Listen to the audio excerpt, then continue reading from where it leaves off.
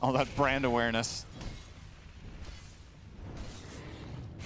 Well, a little bit of a like hiccup for Extreme, but they are still at a very substantial lead, 14K. Roche won't be up anytime soon, but the Tormentor's available, of course. Yep. And Here we go, JT. Is he going to solo it? Yeah, there's no way. Kaka, he's okay. He's wasting his time effectively. He's not dealing damage. All right. They need. There's Paparazzi. That's who they needed. Well, the supports have successfully taken so much of a beating, they have to leave. This is a really slow. Oh my God, DY. Kaka wants to contribute, and he finally gets his shard. Congratulations, Kaka. 36 minutes now remove in. Terrorblade Illusions at 37 minutes. It happened for him. That's right. There's a 1 in, what was that, a 1 in 8 chance that he would have lost it all 3 in a row? I'm disappointed, though, because that means we're not going to see Glacier, and we're probably not going to see Drow the rest of the tournament. They might kill it. They might kill it again. Think so? But then it's a 50-50 between her and Doom. Yeah. No, wait, Doom has his. He bought it. Right. Right? Okay. He was sick of waiting. I mean, he has so much money. He knows he's one of the last ones to get it, so. Yeah, so Drow will get the next one if they do kill another Tormentor. Please, we need to see Glacier. Speaking of Doom, here's the Ags. So doesn't have to worry about a potential Lincoln's coming out, but as a matter of fact, nobody on Liquid are even buying one. Yeah, what's the point?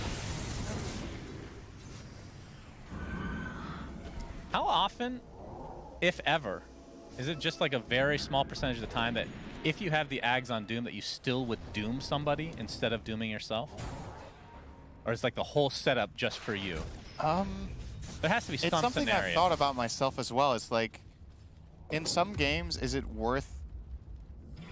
still worth buying the Ags if they're buying no Lincolns, right? Like, because usually you see Dooms buy this as a response item rather than as a straight setup.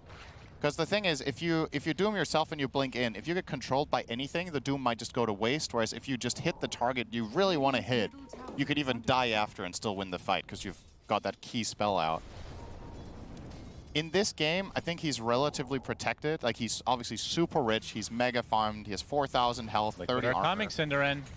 They are smoked up. The RP, it only hits on Doom, which they're not doing any damage to, basically. Finger onto Insania, not enough to get the kill yet. So much shield on JT. Finally gets the self-Doom off as Zai just getting taken out easily by Ghost. Nice Ice Spire placed as well, and so far it's a 1-for-1 off lane for off lane. Ghost very low on HP, might have to reposition completely or perhaps even retreat. As Mickey able to force staff to safety. Paparazzi already popped his BKB, so they're just going to wait that out. The Lich is an easy right-click kill for Liquid as Zai bought back into the game. Paparazzi TPing out. I really thought that fight was going to go well for Extreme, given that they solo RP'd the Doom, and he gets Frost Shield, he gets... everything. He gets Frost Shield. I think he got his Crimson off. He used BKB. He has a Trickster Cloak. It felt like they weren't going to be able to kill him, but actually just Liquid, through pure stubbornness, eventually killed the Doom by laying into him and dealing an effective, probably like 15,000 damage to finally pierce through all of that armor. And once the Doom falls, and he used Doom on himself like we talked about. Paparazzi skewered back in. They don't have the lockdown, though. Either way, this is going to be a lot of damage to this tower and potentially barracks, and Doom's not up for 30 seconds. And they'll force the glyph here. JT 20 seconds. When he respawns, he will not have Doom. They know this. Kaka showing himself, and obviously kill those illusions very easily now. It's a nice win for Liquid, though. That was... yeah, that cut into the lead quite a bit.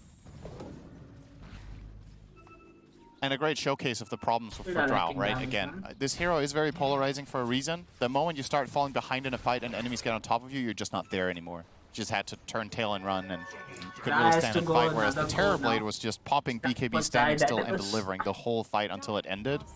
So yeah, this is probably quite inspiring for Liquid, considering the fact that they Blink RP'd him, a Doom who got fully protected, and they still won the fight. Now they have a RP is straight up game plan for that fight. Yeah, ready again. Runs into the Wild Wing. They know that they know now. There's the RP. It's only onto Lion. He's going to get right-clicked out, but no, the Eon Disc actually procs. It won't be that easy. Insania getting right-clicked by Paparazzi. That looks to be a kill. The Doom is still applied to Zai, who's running into teammates now, but getting chased by the double BKB Paparazzi and JT. That looks to be an eventual kill, but Mickey jumps in, gets the Sunder off onto Paparazzi. Nisha extremely low. Crimson Guard keeping him alive, but the right clicks from Ghost are too much to handle. 2 cores dead for Liquid. Is Mickey trying to hold his ground? He does have to be careful. Insania. Looks like he's gonna walk away as Paparazzi now pursuing. The Searing Chains connects. The Glimmer. Gonna be an annoying kill. Into the trees he goes, but they spot him. Do they have a cancel? The Sinister Gaze is there. So, all right, that RP is just not enough, right? Last fight, they RP'd the Doom solo, and they lay into him the whole time until he died. This time, they RP'd a solo Lion who had Aeon Disc, and he just got away. And they did kill him ultimately in that fight, but he got all his spells off. He bought a lot of time, and the trade-off was that the Pango in particular got really exposed on Liquid's side and got killed off. In a way, maybe Liquid should almost be happy that this didn't go even worse than this. They kept their Terrorblade alive. I think Zai was aiming for a double RP on the Doom and Lion, but just barely outranged by the Doom. And at that point, that fight already looked super awkward for him. So, yeah, didn't get what he was looking for. And the good thing for Zai here is if he finds the Doom, he has a guaranteed skewer because he has BKB. There's no counters. Yeah. He just needs to find that one hero, skewer him into his team, and blow him up with the Terrorblade. And that's a recipe for winning the fights and winning the game. But if it ever fails, JT just creates insane amounts of space in the fight and just kills off the Pango. And third Roche of the game, even a Chain Frost being expended. Because this one's is on the Radiant. Aghanim Scepter. For some reason, he gets Ags on the Radiant side. And a Shard. Refresher Shard, that is, on the other. Yep. That's a big pickup. Who takes it, though? Probably Drow. Get the Hypothermia running. Okay. There you go. There we go. It's better than the old Hypothermia. Drow is very strong now. So it does more damage per stack than it did before. And I think the stack cap is also higher, I want to say. I think you can get, if I'm not mistaken, over 100%. I think you get to healing 9 stacks of 10%, I want to say. Yes. Oh, is it not to 100 then? Yeah, so it's a 90, but like, Still, come insane. on, at that point, right? Yeah. Yeah, Ghost is very, very strong now. He'd be stronger with the Glacier, though. Yep, absolutely. Just saying. Now, the question is, has Ghost ever used this Glacier? If he gets it. That's true. Will he have the confidence to try it out? You see Hypothermia here. I mean, it's not like it hurts. You know, Zai, okay. Oh, nice Manta. Manta. Yeah, needs the Horn Toss for that. But obviously, Zai doesn't have the Ags yet and isn't even buying it. It's buying Nullifier to purge off Frost Shield. Extreme are going to instantly smoke and try to find something. Of course, nothing big expended from Liquid. Paparazzi. Shivas. Okay, he finds Zai, but the instant bash coming out from that swashbuckle. Kaka gets stunned. There's the Aeon Disc proc. Oh, 4-step taking right clicks from Insania now, along with Mickey. So that's a dead Lion pretty much right off the bat. Big jump in again from Nisha. JT, he gets this Doom off, but he's taking a ton of damage. But Mickey gets 4-step into the Chain Frost. Beautifully done. Or if that was their own, then horribly done. Double kill by Ghost. And Extreme win this fight. That Chain Frost owned. Yeah, that was a great Chain Frost. And it was a good initiation from JT as well, right? This is what they need to do. And Zai didn't get the RP off. They get the opening on the Lion, who 4-steps as he's getting hit by the Rolling Thunder, so he didn't even move in his force. And sure, they kill him, but the Doom and the Drow have to be accounted for. Killing the Lion isn't good enough. You need to get an RP on that Doom to protect your Terrorblade. I'm a little surprised that Zai has not. Nisha has to be careful. Nicely done. I'm surprised that Zai has not gone for Aeon Disc. I feel like it's all about getting off a good RP, and he's just getting destroyed before he can get anything off. Of course, Doom is an issue. An interesting perspective, right? But yeah, the AoE Doom is still going to be a problem. XG, they will get their first racks here at the minimum. Oh, good disarm there. That was they pop the refresher. Still. Nisha doomed, and he just walks into the fountain, so he's going to have to sit this out for a bit. Boxy won't have that luxury, so down he goes. Well, yeah. He's going to doom his teammate now. Okay. Help! 29K lead for Extreme. They get the top set of racks. Right, Paparazzi's toying with them. Yeah, he is. Oh, okay. This is a max damage impetus. Yep. It is capped, though. Remember when it wasn't, and you could one-shot heroes across the map?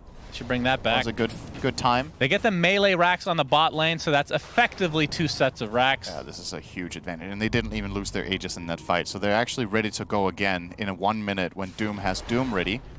would be the perfect timing to find a fight so they get value out of the Aegis instead of having it expire. So expecting to see Extreme Gaming go for another 5-man move very soon. They'll take care of bottom lane for now with the Doom, push that out, but still maintain a strong position on the map with the rest of the team.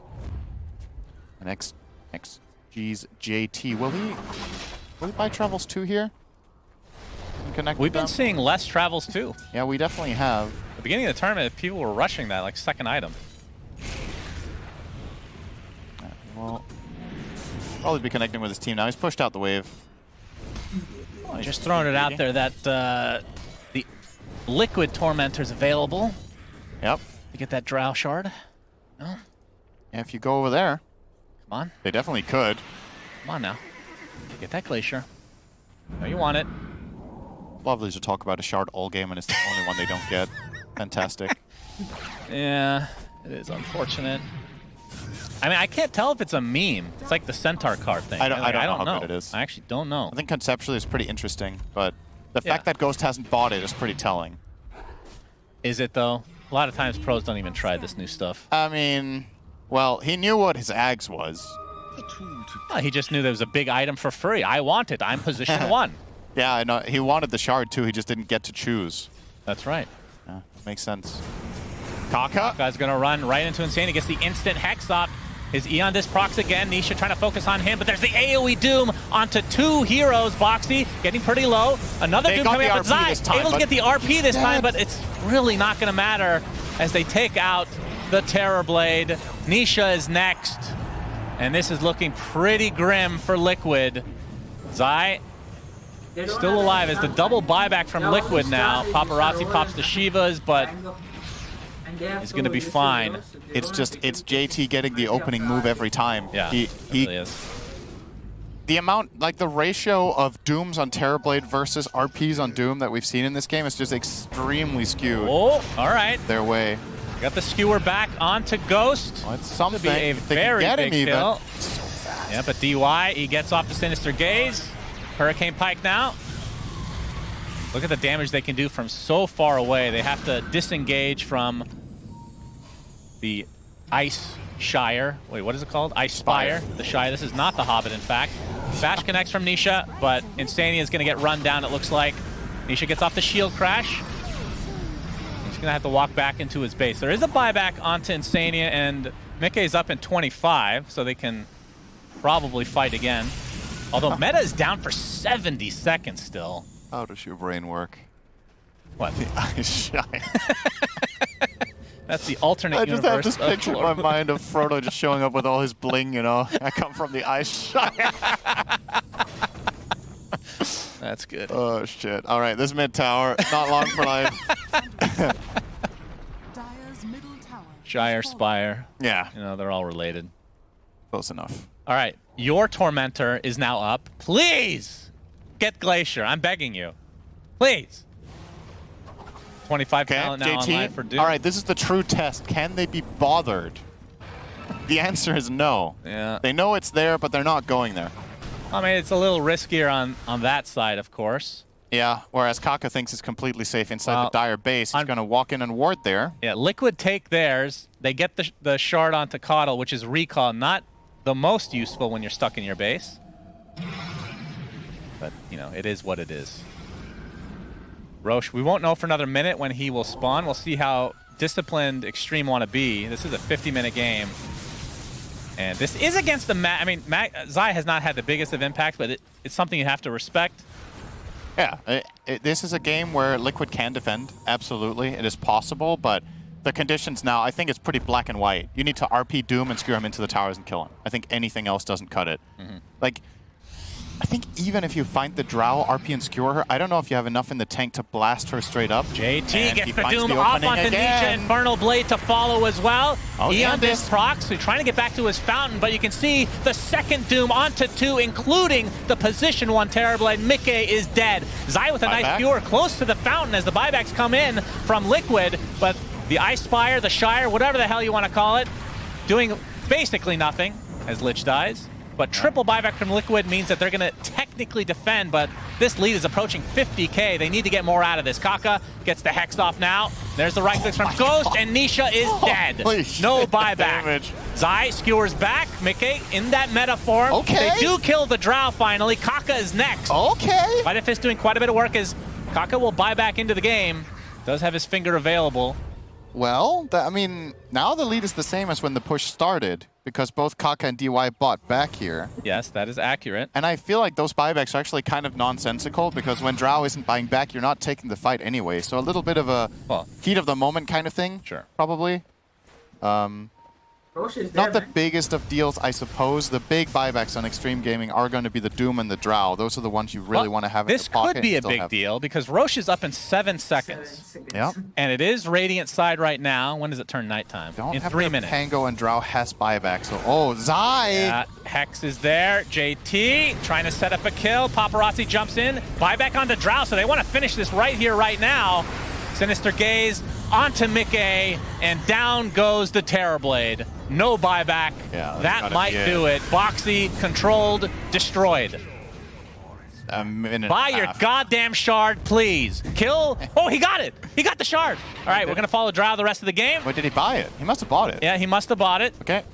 Time Glacier? to use Glacier before the game ends. Use it next to their fountain. I wonder how it works in Fountain. Fun fact about the Ice Shire, one of the primary tourist attractions, there's actually the glaciers. Oh, so, okay. That's great. Yeah, that's Drow and Lich do come. This is a new lore. They are from the same region. So you say. Crystal Yes. Maiden as well, I assume? Nah. They're going to go for the Megas to start. Okay. They know that There these is buybacks it. are down. Yeah, They whatever. can certainly just finish the game. It's Please. time. Oh, he used it! That is the Cliff of Destiny for Ghost. Oh, wow. Gives him a little bit of extra range, and it looks very cool. 1,400 well spent. Some insane value here. I mean, if used in the right position, it has its value. That Obviously, right showcased now, the absolutely game is nothing ended. about what the item does. Very important. It made no difference. Oh, you love to see it. He wanted to use it so bad, then you will. Paparazzi there. We have the Doom again. Zai is just controlled to a high degree. Going to be easily brought down. Another 40 seconds for Mickey, who bought his Ags, but knowing that he doesn't have buyback, as GG's finally come out. Game number 1, Extreme, take it. All right. I have to say, pretty convincing fashion, Syndra. Pretty good day for Chinese Dota so far. 3-0. They've not had the greatest group stage, but these two teams did manage to make it through. And well, at this point, Liquid, backs against the wall, really need to turn the ship around. This game it felt like it just did not go according to plan.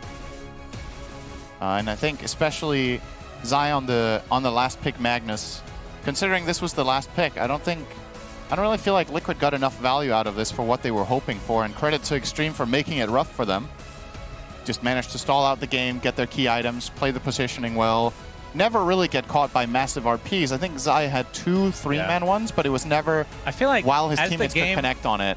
As the game went, it just felt like a really hard Magnus game. It is. Like, I think you're right. Like having Magnus. a more consistent, like low cooldown initiation would have worked out a little bit better. And you had the suggestion from, I think it was BSJ suggesting Dragon Knight. That could have been a possibility here. I mean, it's easy to point fingers at the draft. At the end of the day, Liquid could have, there were a lot of moments that could have been played better, but maybe on that drafting table, the offlaner was perhaps not the best last choice they could find. All right, well, that is just game number 1 between Extreme and Team Liquid.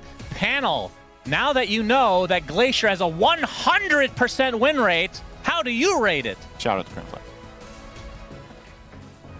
10 out of 10 Shard. Change your tier lists right now. Homie bought it. He didn't even wait for the Tormentor. Meanwhile, Drow Ranger as a whole, Brian, you've got some explaining to do. 0% win rate on Drow Ranger before this game. 0% win rate on Lion before this game. And yet here we are seeing a victory over Team Liquid with it. I said ranged carries are unplayable, and I'll eat my words. Mir called me out behind the scenes, and she was right. I have elevated them to highly situational in the right hands. Potentially viable. Yes, potentially viable. That was a really good Drow game on paper, as what Drow loves is when heroes like Magnus, like Pango, have to go in, and then she's allowed to just click when her teammates are the ones getting initiated onto. So props to Ghost for his positioning throughout all of these team fights. It wasn't easy. He has to make sure he's the one not getting skewered, RP'd and such. He's always going to be the target. But my hat's off to JT for this. I feel like he absolutely carried this game. Yeah, I think we assumed that Liquid had the better scaling in that game simply because we haven't seen enough of Rao that we forgot how much of a monster she can be versus heroes like Pango who just got 5-shot by her. But there are a couple of things that Extreme did really well that I need to highlight, which is one, Kaka on the Lion, let him cook. I mean, Lion as a hero, I still don't think it's the best support in Dota, but he did so much that game. The trades he took in the top lane were very favorable. He may have died once or twice, but when he did, he TP'd bottom, got a kill on the Magnus for his tri-lane, walked mid, helped with the root.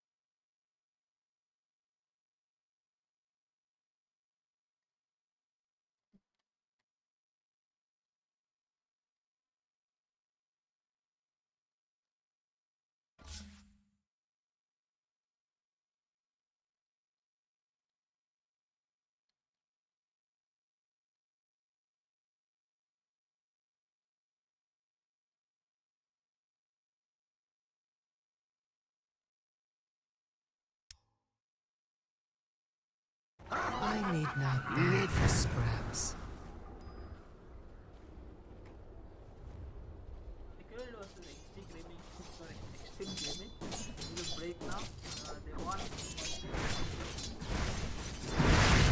Radiant are scanning.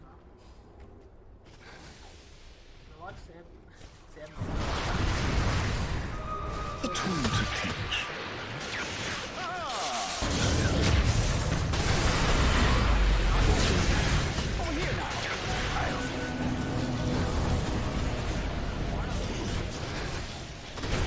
Dire's bottom tower is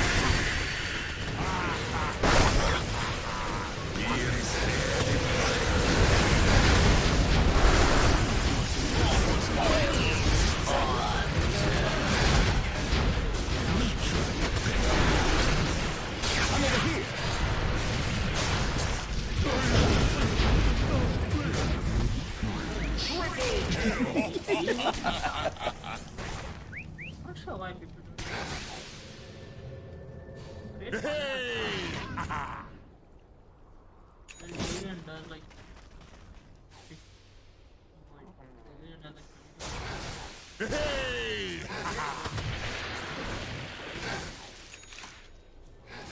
have a tiny support, tiny 4 I think. It's going terrible. Now 5. Radiant's bottom tower is under attack. Radiant structures are fortified. Never refuse good.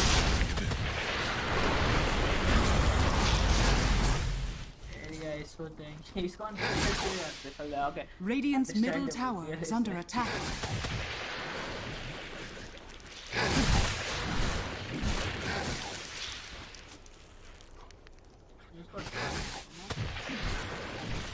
Yeah, I think this is the new.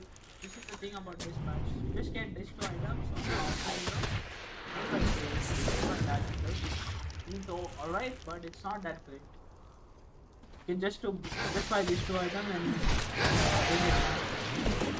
Very fast. The team is already lacking damage, and these 2 items will destroy that mana. in this case, they have. Radiant's bottom tower is Their under damage is attack. like PL is going in or Storm Spirit going in and Necro having to repair side one. I think Pugna Ward is gonna do okay. They don't have like the greatest spells to trigger Pugna Ward. Yeah, Necro damage is greatly reduced because of that pipe. It's like the 10% magic resistance aura. It is nerfed though, but it is still something better than nothing. And Pugna is not high level to do some damage with the Netherworld also. Pugna is basically fire right now. So his job is mostly hitting. His damage will come when he gets the scepter and then the shard. Like they don't really have any cancels on their side, you know. No, nothing cancels it except for this punch and snowball. There's no counter. You can just equip and just start sucking them, but it's very hard to Pugna fight. Tiny also trying to go some damage because they are feeling lacking of the damage. You can see he's going Ecosaver. PL needs a Skadi. But even after Skadi, I just feel like PL is very badly countered right now with Ember Radiant, and this guy is Battlefield Millionaire and now Scepter. CM multi can be very good against PL because PL is no such. They have very good chance with Tiny and Storm Spirit. Radiant's bottom tower is under attack. CM gets a good chance to RT. Radiant's bottom tower has PL fallen. doesn't even have chance. She can actually do very well with her ulti and do a lot of damage and expose the real PL.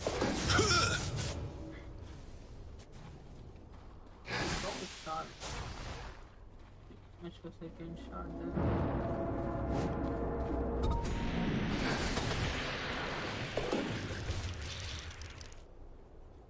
Yeah, I was watching this but I will watch this till the Liquid game starts. Liquid versus Extreme game again, game 2. The rune of invisibility. Dire's middle tower Same is is not under the attack. I think he did not have not fast. He had this too, I saw. Dire is scanned. No, I guess he had. Did not say this. He's going for the Dire's more middle tower is sustainable under attack. build right now. He's got the Sun and Kaya. Sun and Kaya is really broken this pack because the stuns are already enough, and this thing makes the stun even more. Radiant are scanned. Sorry, even less. Dire's middle tower And is under the attack. boost it gives, you know, like it negates half of the Skadi effects because of how this item works. Like if you have this and enemy has a Skadi and you have like a Satanic, then Skadi is not gonna do that much. Like Skadi is only gonna do half of the boost. It is quite good. Now it makes him like a Shiva's guard because Shiva's guard also does like this. They are lacking damage to force anybody, but they are all tanky boys on the Radiant's side. middle tower is under attack. So they are allowed to have a free game. You see that? There is so forced to kill this player. There is done by nobody is getting half of it. Dire's bottom tower is under attack.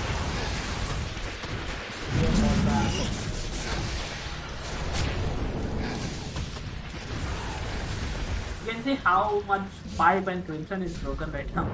Like they literally don't have first level damage. I mean they have damage, but you can see Crimson and Pipe is like Pipe and Crimson making game hard, very hard for them.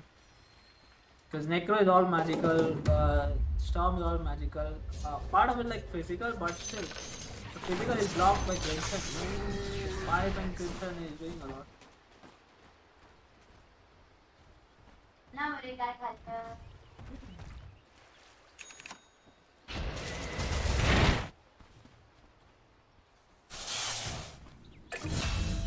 They don't have abilities like they do. Illusion. Like ability like Skyrack. They can do a lot of stuff. We are need to buy the set. Dire's middle tower is under I attack. just last until that.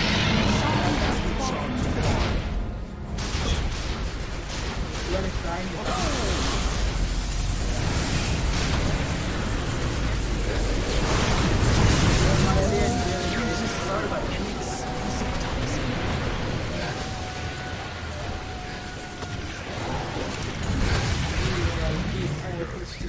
what is better than now that dynasty, better than the dynasty. No dynasty.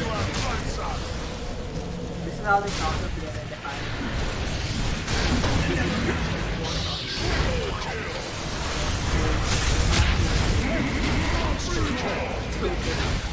So bad got it. You've been sorted. I'm surprised he's not putting anything in the all chat. He must have had something with said anytime. This dash away. Ember's done something.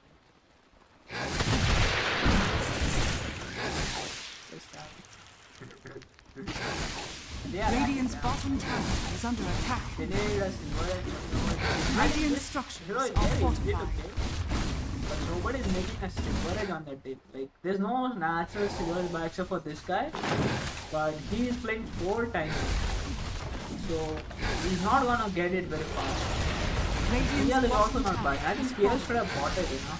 Radiant's Instead of bottom getting this barracks Guardian, are I under feel like you attack. should have gone rather Radiant for the structures silver are edge. fortified. It gives you a critical for the illusions, right? So illusions can also do a lot of damage. Maybe he like never thought of it on making Radiant's bottom tower is fallen. It's very rare item.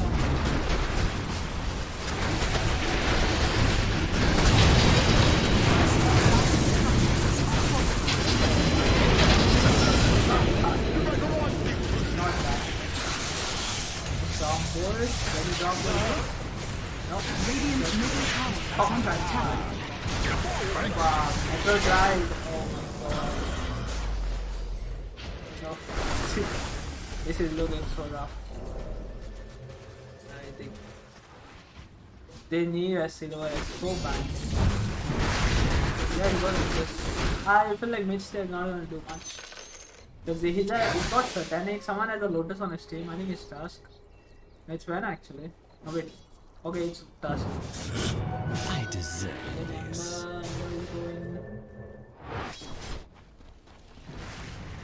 Get it while getting the turn because meditation, so Venom is just really bad. Venom does it. I think he got Scepter. Okay, he's going Scepter now. I think Poison Nova when he dies. Or I can figure out when it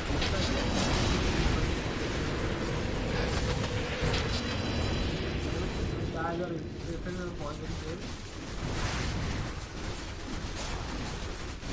When someone dispels the venomous spirit, poison Nova will trigger. That is how it works. Or when venomous dies.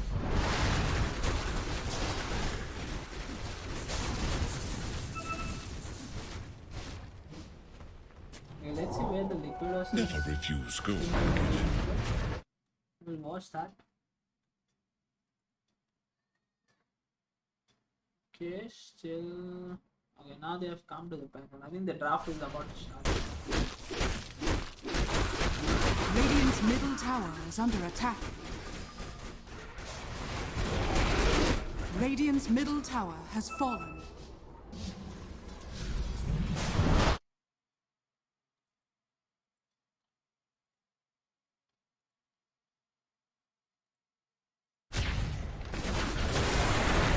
Radiant's top tower is fallen. What? Because time is gone. Radiant's top tower is under attack. Trying to receive the pull now, but it is not enough. It is not enough. He is trying to count some blood. He got a shard. Very nice to confuse the enemy, so it's like 75 mana. Very nice, like extra illusion, but I wish he had gone Scepter. He also got the other talent, so not for the Scepter, but I think Scepter makes this kind of different. The illusion damage is very strong. And it is so much annoying. Like there's so many illusions that you have to go through just to get to the real build. It's freaking annoying.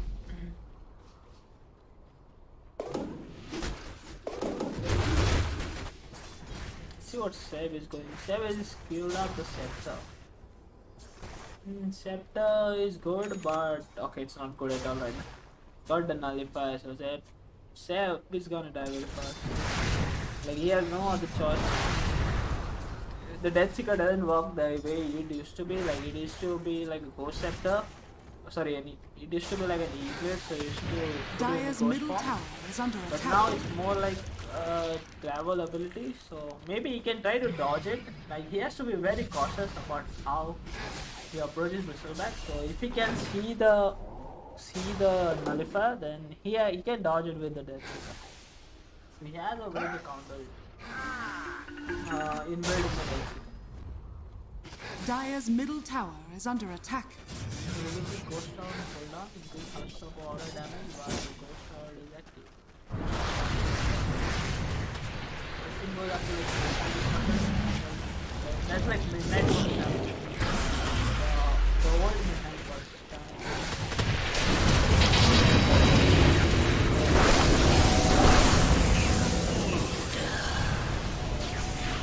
Radiant's bottom barracks are under attack. Radiant's bottom.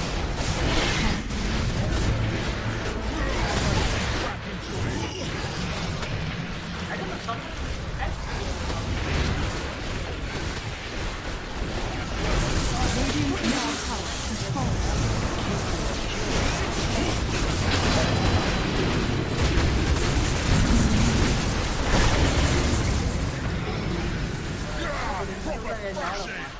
You don't want to fight when he has no mana. That means he has no damage.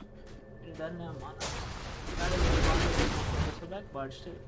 Like if he gets the stack before, then it's very hard because it lasts like 20 seconds. 20 seconds. It's a very good. Regeneration.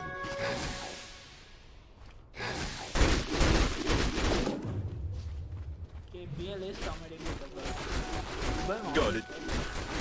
Trying to buy the Orchid first.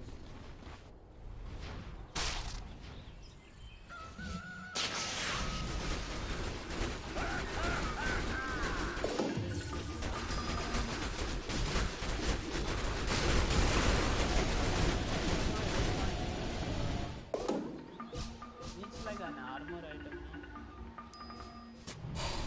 It really needs an armor item. Because he's just dying here. He just gets a treatment. Survive long enough, and then he can do the spells. Like you can use the A tool to teach. Vegas mount they're coming. Not this one, right? It is not in spell. No one's there actually. Yeah, only Tiny is there. I think Tiny's gonna die. Tiny has died. Dire's top tower is under attack. Radiant's middle barracks are under attack. Radiant's middle barracks has fallen. Dire's turret has been killed. Dire's top tower is under attack.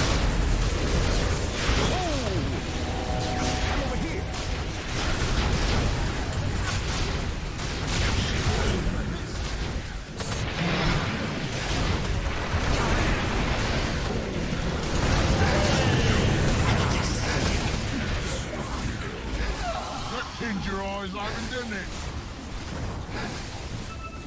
Radiant's middle tower is under attack. Radiant's middle tower has fallen.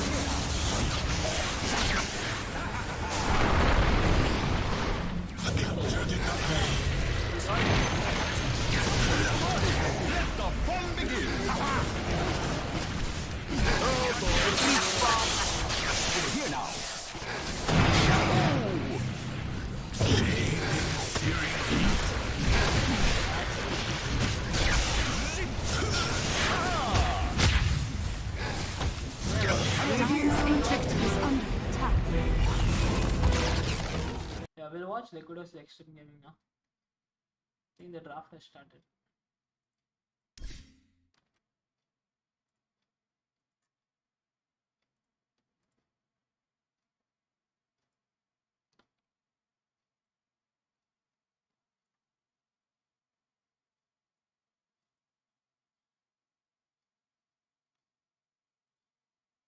That Kaka has been playing the map and how he hasn't committed himself to playing with JT. But also, now you have the vision on the Coddle, which is what you need to kill him, and you have the vision on the Monkey King, who typically plays these tree lines, so it's going to make his job a lot harder. But now this also sets up for some like initiating high mobility type of mid to come out of XG to take advantage of the track and start the fights. So like some Void Spirit or Bat Rider, anything of the sort. Yeah, I like that Bat Rider idea. It's something that's not going to be punished by a Monkey King mid. Like if you pick the Void Spirit, I'm pretty sure Liquid's going to be like, all right, Monkey King's mid for sure. Let's grab another carry that's also going to be good in the game. Unless Liquid comes up with a mid hero right here, that works. Do you think Liquid lost faith in their Ench? So they go Void Spirit themselves. I don't know if Inch is necessarily great against Bounty. I like Bounty Hunter, again, like counter roaming heroes like Enchantress. You also supply that extra 300-400 damage that it would take to kill the Enchantress if she does roam. So like if the mid laner is, or if the Enchantress is getting scouted by the Bounty Hunter and the mid laner works their way over there, suddenly this Enchantress that usually free roams the map just kind of feeds. Ooh, the Insania Oracle comes out. Purge track, That's nice. That also, like all of your spells. yeah, and that also makes the potential Bat Rider that looked good for XG look a little bit worse. Less That's magic true. damage coming out from Lich. Also removes the Frost Shield. They do need the True. Dispel, but the Enchantress didn't work out last game. This one seems a lot more stable. Insania said he would play this hero until the end of time if he was forced to. That's very on brand for Oracle. So That's here in his good. last chance getting to play his favorite hero, hopefully he can have big impact. Picking the Oracle here, though, now removes quite a bit of the flex from the Monkey King. At this point, it's almost certainly going to be Nisha. Unless if Zai is going to play Call. No, it's going to be Mickey, you mean. They Mickey, need a that's right, offlane yeah. stunner It'll be now. a safe lane. The Void Spirit Bloodseeker With a matchup, carry. we learned about this yesterday. We saw the Void Spirit get picked into the Bloodseeker, and back when Void Spirit was an int hero, you'd usually see like Witchblade Kaya type builds, and during Rupture he would just die. But yesterday we saw a Echo Saber Sange Void Spirit who was not dying during Rupture, because Astral Step isn't protected from Rupture, like Ball Lightning and Remnant from Ember. So Void Spirit of all the spirits does suffer against Bloodseeker, but I don't think this matchup is nearly as bad, if bad at all, compared to what it used to be. That DK ban is so good because that's exactly what XG needed. Hi, They Hyperion, needed what's that up? strong, sturdy mid laner to have an I'm instant good, stun man. for What the about spirit. you? And the thing about that Void Spirit yesterday, who Watching wasn't this. dying to Bloodseeker, that Void Spirit was playing You saw against the zero game, stuns. man. They So lost. there was no follow-up on the damage that was happening to him, and he was able to get out. So while the matchup did get better, so long as you have a means to catch this hero, he's still punishable by Seeker. Yeah, I'm good. And I imagine they're just going to ban out any kind of stun remaining on the side of Liquid now. Paparazzi's other stunning How's mid work, bro? was Tiny. How's work? They think that's high. I like priority. that. I think they need an assassin my type voice hero clear? is what I would call it. Somebody to jump the back lines. Do I need to Caudle go and in? Oracle being the best Someone targets. did this. Whenever you're playing Voice Oracle, you kind of have a yes. big target on your back. Okay. Every fight they're gonna want to start on you. Yeah, I thought that was a bit masochistic from Okay, now? Insania that he would want to play Now, Oracle every how game. it 'Cause is- these type of heroes, Oracle, Dazzle, Wyvern, like you're Ah, just good. screaming, "Go on Okay, me I first!" was- I hate playing Oracle in pubs. Sorry. Your teammates just bait you. Okay, I think it's Your still teammates higher. overextend, allow the enemy to wrap behind, and just burst you instantly. It's still Where's my higher. Oracle? But on paper, it's good because there's just so How's much work, bro? purge, right? How's Outside work? of dissuading the Bat Rider, which looked great. You can purge How the are, track, you are can you purge enjoying the frost again? armor, The you can analytics? purge the silence from Think- Bloodseeker on think any you're a target business that do analyst, get right? silenced. You have healing as well. Most of Monkey King's bad matchups are, Sorry, like you said, not- Bat Rider I quad, mean like the heroes internet with one. purgeable, when kiting you- slows. So I think a lot of it has Did I to do with remember what good against you- what they already you're saw. the business and it covers, analyst like all on the the bases internet. of securing, like So, since they have like, the response picks YouTube on ads and extreme, everything. we have to make sure this Monkey King is protected. Facebook ads. What do you combo with? Caudle in the off lane versus Bloodseeker Lich. That's a pretty tough lane, right? Yeah, definitely is. You might do the lane shove strat that. That makes sense. Was it you talking about that yesterday? Or was that? Yeah, well, I'm sure it's not a. Everyone talks about that. Yeah, you can just avoid laning for the most part. I think I remember. I'm just thinking about what hero your would job, do that right? best. Brew is a cool band. Liquid doesn't really have any team fight right now. You were like a So I business himself played analyst, Bat Rider, right? if you think it's viable for Liquid. For It will get run down by this on the Bloodseeker internet. Lich Yeah, Lane. roughing ads, Relentlessly something like is that, the no? issue. What can kind of stand there and tank a Ah. Frost Blast plus Blood Right? Well, they took out two of the heroes that data. could. Surely there's one more. Surely. Surely. Call that. I mean, you could just Axe. opt for the Oh, game. Necro. I think that hero gets punished too, to be honest. I'm honestly so down for Necro. Yeah, it's BSJ's favorite hero. This is the hero I said I would play. And you know, he's probably not going to do it now because it got nerfed.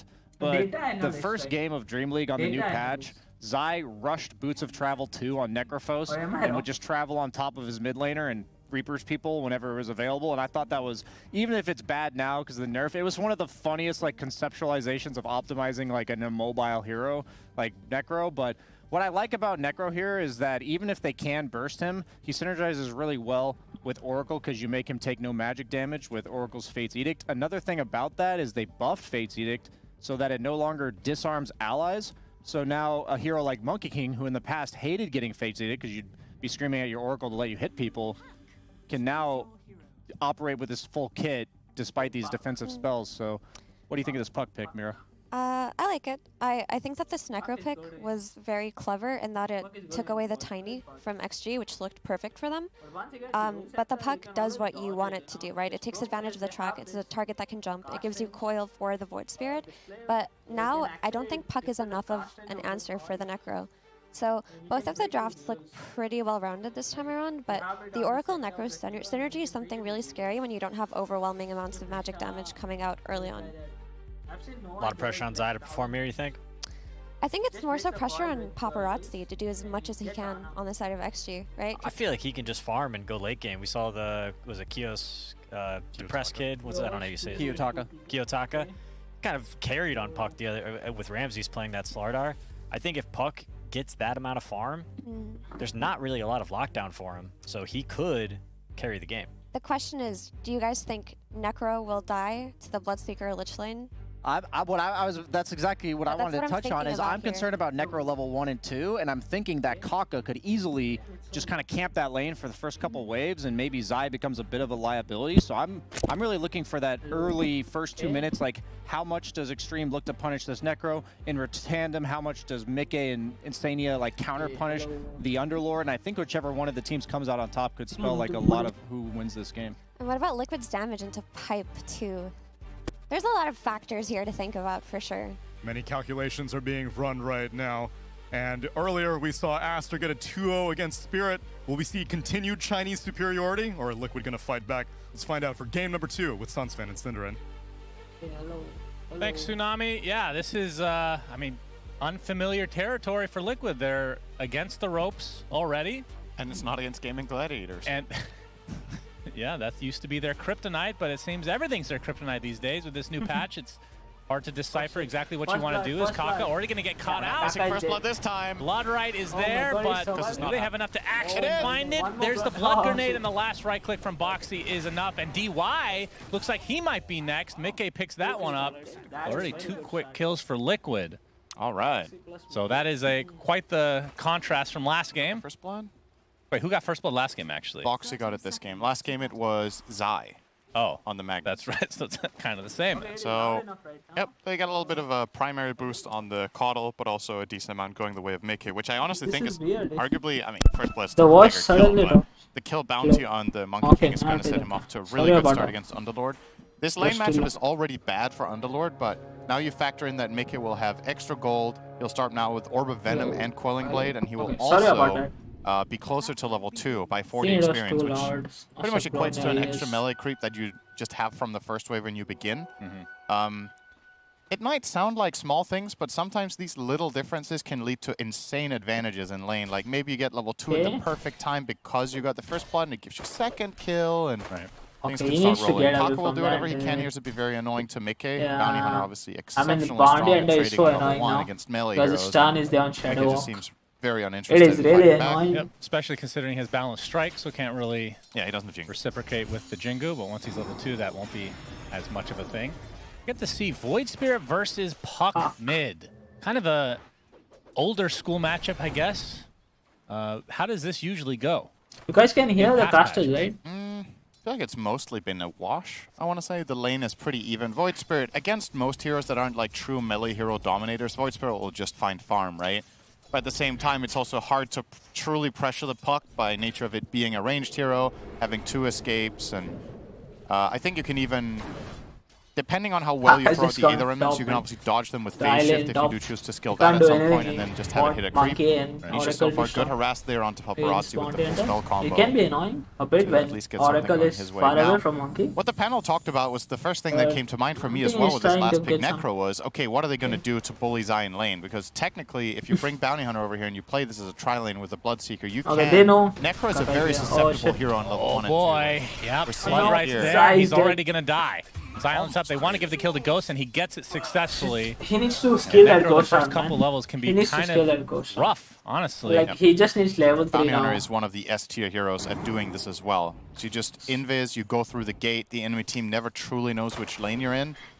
Now the trade-off will clearly be that JT will not have a fun time either, because every time Bounty Hunter leaves bottom, Yeah. Mickey as well as Insane can put He's a lot of pulling- pressure he's onto pulling this in the bot Underlord lane. who He pulled a has to halfway rush there. boots On to the stay Necro, afloat, you so it can will see be a on the slower map, Vanguard for like JT. green dot, one green dot, two Has green to get that dots. move speed to handle Mickey's pressure. Mickey in, So in the lane turn is get back his own boots to the flying out now tower. to They can bully. equalize. That has to get level 3, And just man. this Cordal change has to give him Shadow level Walker 3 we've now. seen time and time Yes, again this yes, patch, stay away being able a to bit. stun right out of it, sets up a lot of stuff, which in this lane Because can lead to this several kills. Necro is so on there. easy to if Liquid kill. are not careful. Kaka didn't fog, so they know he's here. Doesn't Oh matter, no, though. again. Bloodright's going to connect again. You can see even the shield doing a considerable amount of damage. Zai Is will live, Necro but universal hero? takes heavy punishment.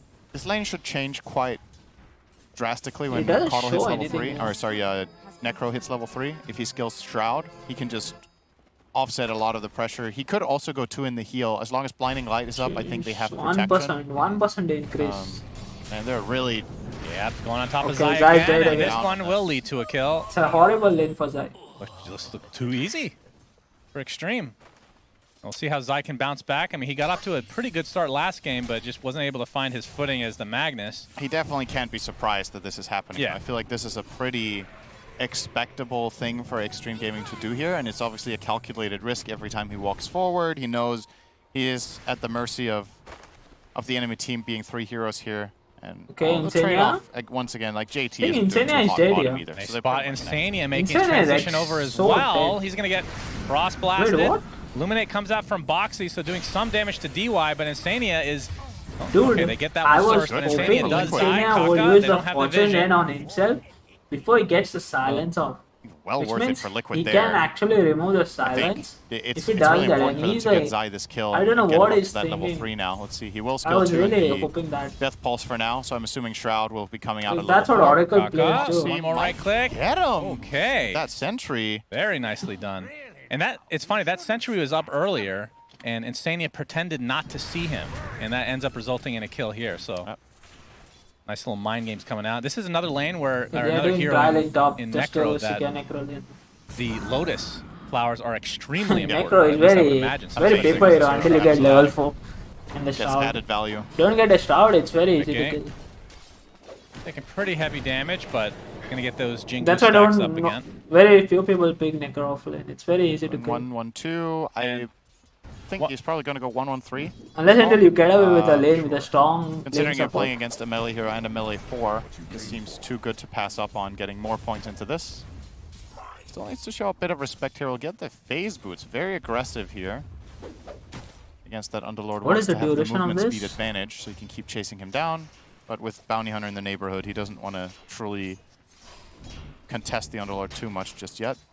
And what do you think of the Oracle pick? He's Obviously, just this is destroying mid. I just realized. 34-12 versus the Paparazzi 25-0. Yeah, that's. It that's a lot of doesn't points. necessarily Maybe say my the read on this lane is duration, man. wrong. Maybe Nisha is just It playing actually the better doesn't lane say than the Paparazzi duration. here. I do feel like on a theoretical level, this lane doesn't Counter go duration this is there, one-sided at least. but not I think Nisha the just stack. one-upping Like, Paparazzi here. when you He'll get fight the the fast stack, level Jingo 6 Master now. stack. Start putting What pressure is on the him duration with of it? Like, Astral is it like Steps. 30 seconds or Still 50 seconds? will be pretty difficult can to get actually that keep kill. that I mean, one Jingo benefit Master you do life have here. is the Aether Remnant out of phase shift With the without the boundless blink. if it is on cool. Yeah. Can get that stun Okay, relatively Zai. reliably. Zai has Zai, shit. to go Shroud.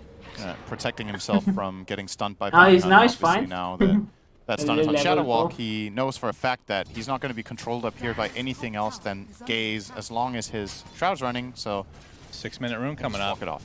You can see Liquid trying to collapse a bit. Illusory Orb is used. Paparazzi might have to go to it, and that means the Okay. Illusion, which is spawn top, We'll go to But he Nisha doesn't- eventually. he They're doesn't going to try have- to get the okay. kill first on the paparazzi. But he's dead. Fortune Zen going to be dodged. Nice. Yeah. So he's got the Looks like healing he's going to from be it. fine. Nisha will snag the rune. Eventually. Funny little moment. Nisha tried to deny the range creep, but Boxy came in the Pavis. So it didn't take any damage. But yeah, back to the Oracle, since this is not a hero we see all too often this patch. Do you think See, it this time is is more so a annoying comfort from pick for Bounty Hunter. Insania, or is there some reason that's I mean, very Bounty good this Hunter game? I was can see already the so Necro good. I don't know why obviously they put a synergizes quite stun well on into him. the later stage of the game. One is carrying a Boxy dust. not quite enough. It's a mix. Oracle has some clear merit here. When they picked it, the heroes that they saw both Lich and Bounty Hunter. So obviously Yeah, Underlord is Blasting still on the there. JT, Illuminate is there. Mickey gets credit for that last right click. both the offensive and defensive Ooh, and the Wisdom Fortune's Rune. End are really good here. You can purge off track, you can purge off the Frost Shield, and on top of that you had the Monkey King, who benefits massively from getting Oracle ulti since he can heal during it with Jingo Mastery.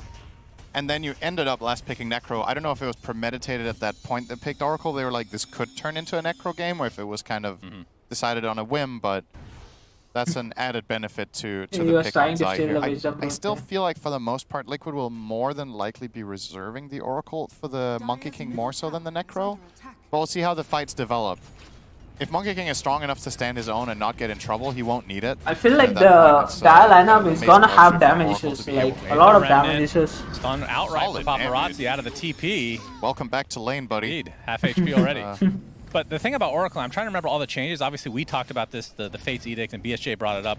That was just a pure buff across the board. I know you don't like the design per se because there's not that double-edged aspect to it, but Yeah. disarming enemies without any upside to them, pretty huge. And Disarming Bloxy Boxy is very powerful. gonna get caught out. Pavis applied to him right now. JT is joining the party though. And Kaka collapsing all 5 heroes from Extreme. So you would hope that they would get that kill. My goodness. Well, he did have a killing spree, but how often do you see shit. 5 heroes gank a 4 in the river mid at 8? Yeah. Quite an uncommon sight here. JT's in Try to trouble. go on top of JT. Jingu stacks are up for Oh, Mickey, and Underlord is dead Nisha again. gets the double He's not damage, having a kills game, DY. man. JT's next. They need to Liquid reward it. still pretty happy with this overall exchange. This is going very well for them. Yeah. After that draft game, they need And I this. think with all the movement that's been happening around the map now, Zai, after a very rough start, has recovered way better than the Doom, or not the Doom, the Underlord. Zai is now level 6 with 3,000 net worth, whereas JT is level 4 Yeah, that's with pretty rough. 2.3k. So consider this, last game JT, arguably the MVP of the game on Doom. Underlord, first of all, isn't a hero of the same nature, and this time his game is way worse, so Liquid definitely with a leg up here. Okay, It Bonded does is dead, Kaka. extremely Kaka, dead. so DY was Reaper, getting his first yes. Reaper Scythe of the We game, need so this Zai stack. gets his first stack. He needs Zai. And I'm sure most Liquid fans hope that's the first of many Yeah. as they try to stay alive at the Berlin Major. Nisha, another thing to keep in mind, obviously we mentioned his early laning stage this game. Last game didn't really get an advantage against Paparazzi, but this time around Nisha is angry after game 1. You could see it on the player cams, a very animated person, very upset. Yeah, that shows a lot of emotion. Actually, he has become more animated, but in a positive way. I feel like we see a lot more Nisha smiles. Yeah, that's He's like a very positive dude, but When there's obviously no camera nobody on on it. Liquid were happy with last game, and it's crunch time now. You know that it's time to deliver, and so far Nisha is rising to the occasion here. you can see Big impact. the Fortune's End, as you talked about, dispelling the ice armor, or whatever the hell it's called these days. Frost shield. Shield. Paparazzi gonna dodge out Oh, that shit. Fortune's End, but Insania still gets the Nice. regen. He That got was the a great regen, steal. And Now they're gonna try to set this oh, up, but the Remnant misses. okay, that could have potentially been a kill Yeah, if that could connected, have. actually. Coulda, So- woulda, shoulda. Another thing I wanted to mention about this game from a drafting perspective is one of the things I criticized Liquid for last game was their lack of ability to take initiative without the Magnus. Because Pango is more of a follow-through hero a lot of the time, but not really a true initiator. This time around, Liquid have covered their bases because now their mid-hero is a Void Spirit. He will jump in first, he will make things happen, set his team up for that follow-through. And you also have a carry who can jump with the Monkey King. So I think the problem that Liquid ran into last game, they've correctly identified what was the issue with their strategy, and this time they've covered those bases, and you're seeing the immediate results here in how But much they even Nisha has put been the able Pavis on the to set up technical for his team, just as to well as the protect Monkey it. King winning Yeah. his lane. That's a good point. And they're going to keep rolling with the punches here. Mid tower's gone. And you still get an offlaner that obviously not the biggest initiator, although the shard could theoretically be used in that way, Cool but new item. an aura holder and whatnot. So yeah, the fact that they have that playmaking and gap close. Yeah, I It's personally proving to think be this good. is a good Necro game, because the things that you're mainly worried about as Necro is overwhelming single target magic damage, or just flat out, you know, heroes that one-to-one counter you, like really strong individual silences, or Doom. Doom is one of the nightmare matchups, obviously. In this game, sure, there's a couple of silences, but the damage feels like it takes time, right? Ghost. Oh, they see him? Oh, it actually Oh, hits the first astral step. There's the remnant, Oh, nice and he dodge. dodges the blood right. Boxy gets Nisha the kill, man. running circles around Ghost. Boxy gets credit for it, but still a successful gank from Liquid. And this is quite the different story. Game number Make a 2. return play here. Not really. Not with these two. Not enough damage in the tank between Puck and Bounty. Also keep in mind Licky. Licky? That's a new name. That's when you combine Mickey and Lotus. There you go. So Mickey has Lotuses. And That's his nickname. they Licky. Never mind. they have a 5-second cooldown. So if he does get ganked by Puck and Bounty, I think players are going to over time also get better at this. Just identifying that, all right, there's a kill attempt on me. I'm going to immediately pop the first Lotus as I take 200 damage. And then the second one you'll actually have time to use during the kill attempt to get that full value when you don't have a bigger Lotus. Doesn't They it just don't have put enough. cooldown? So he's just going to be farming here. I think it puts Zai cooldown, taking you know, out a when you nice use the juicy lotuses. stack as well. He went Like if you have earn two into boots of lotuses, travel, one which greater lotus and the smaller maybe not the lotus, you most still uncommon go item. in That like means he's cooldown probably like not going to 5 go for a seconds or 6 Greaves seconds. type item, unless like he a wants 2 Purifier. boots, pull a Slacks. Cooldown. He could do that. I feel like Pipe is still mad value on the Oh Radiant yeah, team. Pipe I would assume Oh, he's going no. for regardless. But they could buy it on Oh, you Necro. got the They could Korea buy it though. on Caudle if they wanted to go for a getting big caught out. Necro. This Easy Bounty kill for underplayed, Mickey. man. So annoying. Maelstrom He just wanted is Korea. online for Ghost, who is now taking out a small ancient stack for himself. But yeah, I am always so curious on the build for Necro because I feel like this hero you can build in That's a lot so of many stacks. different ways. Sorry for interrupting. There's I not just wanted to really any highlight that. cookie cutter. I'm literally not listening to anything you say, so it's fine. Understandable. Yeah. What were you There's a saying? smoke from Liquid. Gonna break here very Oh, shortly shit, if they go any almost. further. Almost they had to go. You see little bit. Ghost. He's wisely staying below here. If he takes even a step Oh, forward, oh, he might be in oh. trouble. Oh But my god. okay, that's a little bit deep from. Yeah. Wow, okay. They do Well, force they the forced the TP, TP eh? at least. Yeah. That got a little bit too crazy. Yeah. So yeah, I agree. I mean, the Necro is real always is so interesting. good, He has a right? lot of itemization options, Not and going this high feels ground, like we talked about, like a pipe game. It's not a necessity, but you want magic resist in this game, surely, on the hero, Zai is gonna right? signature, So what I other think. items do you have? Boots You of can't buy just a Travels on casual Necro. cloak or a casual hood Another anymore. one is You can buy coming. the Boots of cloak. Travels too. You get Glimmer if I you mean, don't want it for your team necessarily. Casual cloak is, I mean, it's more expensive, but it's far better than before. as It's well. definitely better. It's not really better value per gold, but it's a better slot if you have slot issues. So I do feel, I mean, he's going Spirit Vessel first, but I feel like some passive regen normally is what you would want. Whether it be that pipe. curious to see what he goes for. And the other thing I was mentioning was just showcased here by the observers that Caudle has stacked 7 camps. Obviously one of the huge assets of this hero. I think Liquid had 2 or 3 times as many stacks in the jungle as Extreme do. They got So it's some more gold Oh, coming the their Astral way. step in. DY DY. Yep. goes down. Ghost. He does Rupture get the on rupture on Nisha. Anisha. You can see Paparazzi coming to play as well. Oh, He made it oh count my because God. there's a Reaper Zai start from the coming from side behind. via Zai. Very nicely done. Zai. Boots of Travels. So that's 2 stacks now for him. First And ID yeah, was Liquid on really Bounty and starting in to the mid, roll like away 8 with this minutes. thing. 7K at 15 After that minutes now, is pretty 15 minutes, significant. second It feels like the makings of a stomp. This item is really good on support Tough with times the for equipment. Very Extreme good, Gaming. very good item. They're not exactly victim of what happened to Liquid in the last game per se, but you look at their lineup and feel like, okay, Underlord is starved, right? He has a terrible game so far. Who is making the moves? Puck needs to combine with someone because the Liquid heroes are getting too Puck tanky has for to him do to it. solo them. So what options do you have? You have Bounty Lich. Bloodseeker needs to farm probably. Wants to Bounty and continue to there's no punish damage. JT. He's had a rough start to this game. Aether Remnant connects. It's not getting any better by the looks of it. He gets off his pit, but there's too many heroes here from Vanguard, Liquid. bro. Trying to give the kill to Nisha, but Insania, as per normal, take it. Kaka, in the meantime, Zai scouting out is gonna Zai. get ganked. If they can set He will something go up for on the him. now after Vessel. So So he has to This stun would properly. be rough for Zai. He's going to get ruptured. Insania He has is a ghost here. stun. But there's the Ghost Shroud to keep him alive a little bit longer, along Okay. with the Fate's Edict, so not taking any damage from that Chain Frost. He could just potentially turn this around now, but he doesn't have his sight quite yet. Zai But doesn't have Boundless sight. Strike, Okay, so much they can't- mobility they from the can't side of kill Zai. Liquid. Is now I mean, the Kaka. Necro is there. Takes a Purifying Flames, going to get leapt on and brought down to his knees Zai's as too tanky Liquid with that punishing Oracle, man. every He did not move even from have to use Extreme. the false Insania promise. was so ready for that too. He was covering him immediately. So Zai didn't really feel under pressure at any point during that exchange. They never needed to use the false promise. Again, Extreme Gaming now. Fox is Lack just of poking like tools that. to kill Necrophos, so he can play offensively as long as the Oracle is behind. It feels like even 5 of them might struggle to kill him, to be honest. Nisha with a nice attempt there, won't connect onto Paparazzi.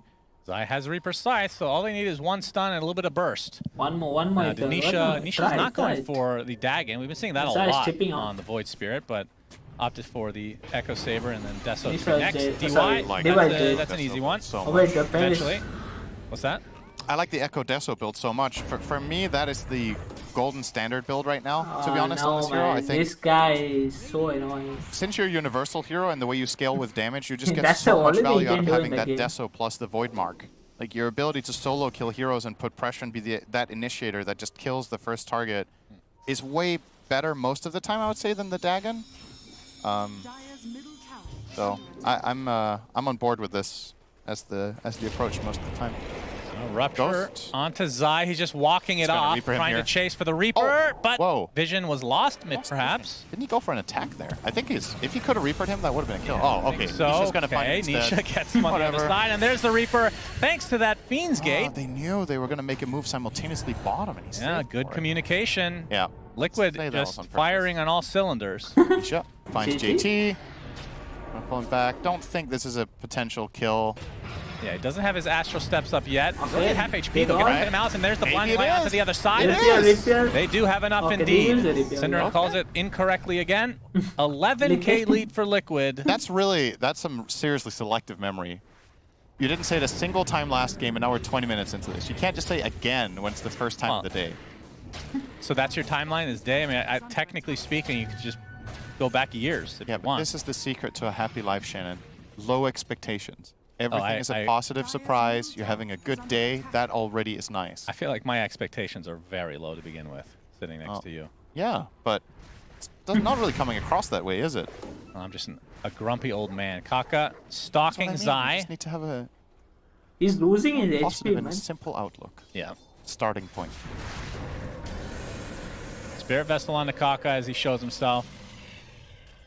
The amount of damage he's taking from one Spirit Vessel. Pretty Yep. rough stuff. Zai is tracked. I mean, that's one avenue for Extreme to get back in this game, of course, is the Bounty Hunter, who's Yeah. level 6 at 19 minutes, by the way. But where is the damage? That's still going to be my... Yeah. That's my big question. Because I Zai, can see from somebody a theoretical save Zai. standpoint what Extreme Gaming Okay, can do Zai's if they getting find the out. track kills. Zai's But getting out. when Zai gets this pipe, like, look at that stat right there. That's pretty Yep. telling. Nisha has done almost as much damage as the enemy team combined. And now he has the finished pipe, so it's going to be even more difficult to kill. That's spooky. He's done more damage than the top 3 enemies. So Good thing now another they Echo got Saber will be Oracle, coming out because from bad Mickey idea as banned Echo then. BKB. Because bad idea can't after be picked disassembling in and Oracle. making that It's a again, stupid and- idea. Yeah, honestly, And I look at feel what like they're Echo can take occupying, by any the way. objective they want on the map right now. If they identify what position they're in, what the game state is, they can get both Tormentors, Yeah. and they will immediately make the call to steal this. I think great play calling here from them. Just recognizing that they are unstoppable as long as they're together as 5. They will take this, Oracle probably take the bot tier 2 tower and go for their own Tormentor as well. Then they can weave that in with the 21-minute Wisdom runes. All right. And suddenly you've just... Reign of Destiny So is the alive. Reign of Oh, Destiny was that is the, a great the one to old get. Ags, and of course it was nerfed a bit to fit the shard, but it wasn't enough. Like, if you take the 4,200 gold that it cost before and convert that into 1,400, it's better value. if I you think will, this is right? such a good shard. Super good. Personally. Like, obviously you're not always going to get full value out of it, but just the fact that you can put this in a big area and you know that that area you're just way strong. It's kind of like, think of it like a Mars arena for protection, right? If the enemy team is fighting in it, You're slowly doing Radiance-based damage to them. You're heal-amping your entire team and you're healing them. And you combine that with other heroes that heal, such as Monkey King and the Necrophos, getting that heal amp. It's just so Well, it's not only that, very but like synergistic. just from a positional standpoint, you have obviously Wukong's command. Yep. And the enemy team wants to be sitting in an area. Obviously, you have the Chain Frost, you have Coil to keep people in place. Rupture, you don't want to run away. So a lot of immobile targets.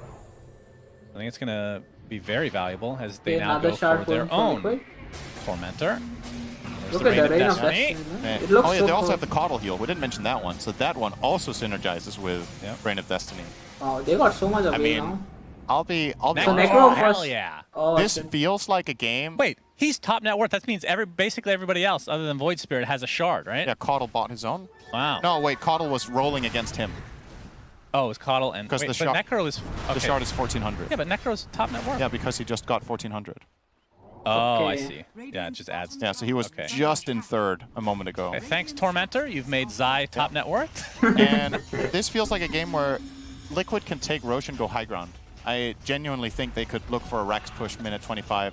They could even go without the Aegis if they want to. I still think Extreme Gaming will be struggling to kill their front line. And both Mickey and Necro can probably just stand there and hit the tower. As long as the protection is safe, the Coddle and the Oracle, if they're in a safe position with sentries covering them from the Bounty Hunter initiation and from the puck, you can probably keep this push going. Let's see what the play call is from Good Liquid. against Underlord. Against Bloodseeker. Putting that Deso to good use. Buildings It's just a lot melt. of damage. Zai's going to get tracked, and of course, like we said, he got that shard, so Deathseeker now has been changed so That you feels become so good, that spell. a Death Pulse, so you It's can such use a it as a cool idea. pseudo Blink Dagger, if you will. I think it's my new favorite. It's cool. It's got to be one of our shared favorites of Yeah, this patch. I think both of us love this shard. Love it. By design. It's really Well, fun. I also love Centaur Shard, or Ags, I guess, but I know that's garbage, right? But this one's actually good. Yeah. That's it's a Oh. cool concept, and it's good. One That's a minute. Divine Pop-up? Bounty. Oh, they're great. Revive it. All right, All why right. not? Hey. See you later. Yeah, he needs those stacks, you know? He's got, Yeah. Guess so. he's got He's got 4 four stacks now. now. That's 12 HP regen, 6 mana a second. Feels a little bit unnecessary if you were planning a high ground push here. I think you save that Reaper because, like, sure the stack is nice and all, but Okay. Well, he knew that Nisha was going to pop his BKB for literally no reason, so they got to wait that out anyway. So, God, his Reaper Scythe camera's will be available. Oh. Blasphemous here. Strike onto 2. Oh, he got the low ground side. And okay, gonna go for DY, who's just gonna TP out. All right, so a whole lot of nothing. He's just camera after he popped BK. I did not. What The was face of absolute. It's just. any Disappointing. reaction? Yeah, it was a funny reaction. Like, maybe I'm reading too much into it, but the way he was just like, huh? His eyes just told the story. Of like, wow, what the hell am I doing? But there's a lot of margin for error right now for Liquid. Yes. Just crushing through the map. Very one-sided affair. Extreme Gaming. Is there any sort of item that can solve this is what I'm thinking. Like, Puck, do you buy Dagon here? He has Kaya. Well, I do feel like they need a little bit more burst to be able to get some track That's what kills, it feels right? like, right? Like, you have to be able to kill somebody. And the only targets available to you are probably Oracle and Coddle. So first of all, you need to find them. Then you need to get the jump, and you need to kill them fast. DY will be dying DY again. dead. Yep. Won't live She this won't time. save it. Well, his name is Die. So That's technically- true. Do we know that it's supposed to be pronounced DY? We don't technically know that, do we? I mean, maybe we just switch it to Die. It's just easier. There's a CSGO player whose name is SDY, and it's this for Oh, Some fuck. Die Young. Oh Fuck, she boy, got Heel the of elbow. Destiny has been placed for literally no reason, just because he wants to make sure it works. Paparazzi gets away with half HP. Very pretty spell. It is. It has nice color scheme, I think. Kaka has to be careful trying to leech some ancient XP. Okay, they are going for a smoke. It Yeah, looks this like is that. a definite rough one for Okay, yeah. him and for Okay, Extreme. fast They're going to smoke. smoke up, Let's see what they like can you do. said. I think they got a They just BKB on need to Bloodseeker. get They it. I want mean, to they try. have 4 kills, and I don't believe any of them were tracked. These were probably in the laning stage, Yeah. nothing else. Oh. Kaka being found out, so no more track kills because he won't be able to get the spell off, but There's a coil. okay, gets on the Coddle. frost shield off. We'll stay alive for now. Mickey pops the BKB along with the Wukong's command. DY getting the stun Oh, onto they tried. Insania. As Boxy, he's the one taking a lot of damage from Ghost. False Promise keeps Boxy Reign alive of for the time Destiny being. Boxy is full HP. Already 2 dead for Extreme. Boxy actually Boxy hit will that one. live thanks to the Reign of Destiny. Puck dies. This game is looking Despite so the tough. Reign of Destiny. 3 dead for Extreme. 26-4. The Reign of Destiny. We see a replay as this game has just turned out. Let's to count be an spells on absolute Caudle. shellacking. Coil, Bloodseeker pounding into him for like 5 to 10 seconds. Yeah, Oracle. they have quite the heal strat. I will Puck say that. silence? No? Okay, so they're actually just auto-attacking him, but he's tanking 2 heroes for a good, I want to say a good 10 seconds there in Reign of Destiny with 1 or 2 Illuminates and some Oracle heals, and he survived. I go. Those were the 2 biggest enemy cores trying to kill the 4, and they failed. Oh, bringing JT back inside JT the is barracks. so He barely dead. fits inside with that thick, juicy body. He dies after Juicy placing body. the Pit of Malice. So this will be a full set of racks. Crimson makes it a little bit more annoying to take. Well, And they're just going to call it GG, understandably so. This was a spanking. So Liquid, I mean, game 1 wasn't great for them. Obviously, we Yeah, talked gonna go about for a that ad game 3, nauseum. man. This Liquid game, is extend gaming. hell what was yeah. that empty chair?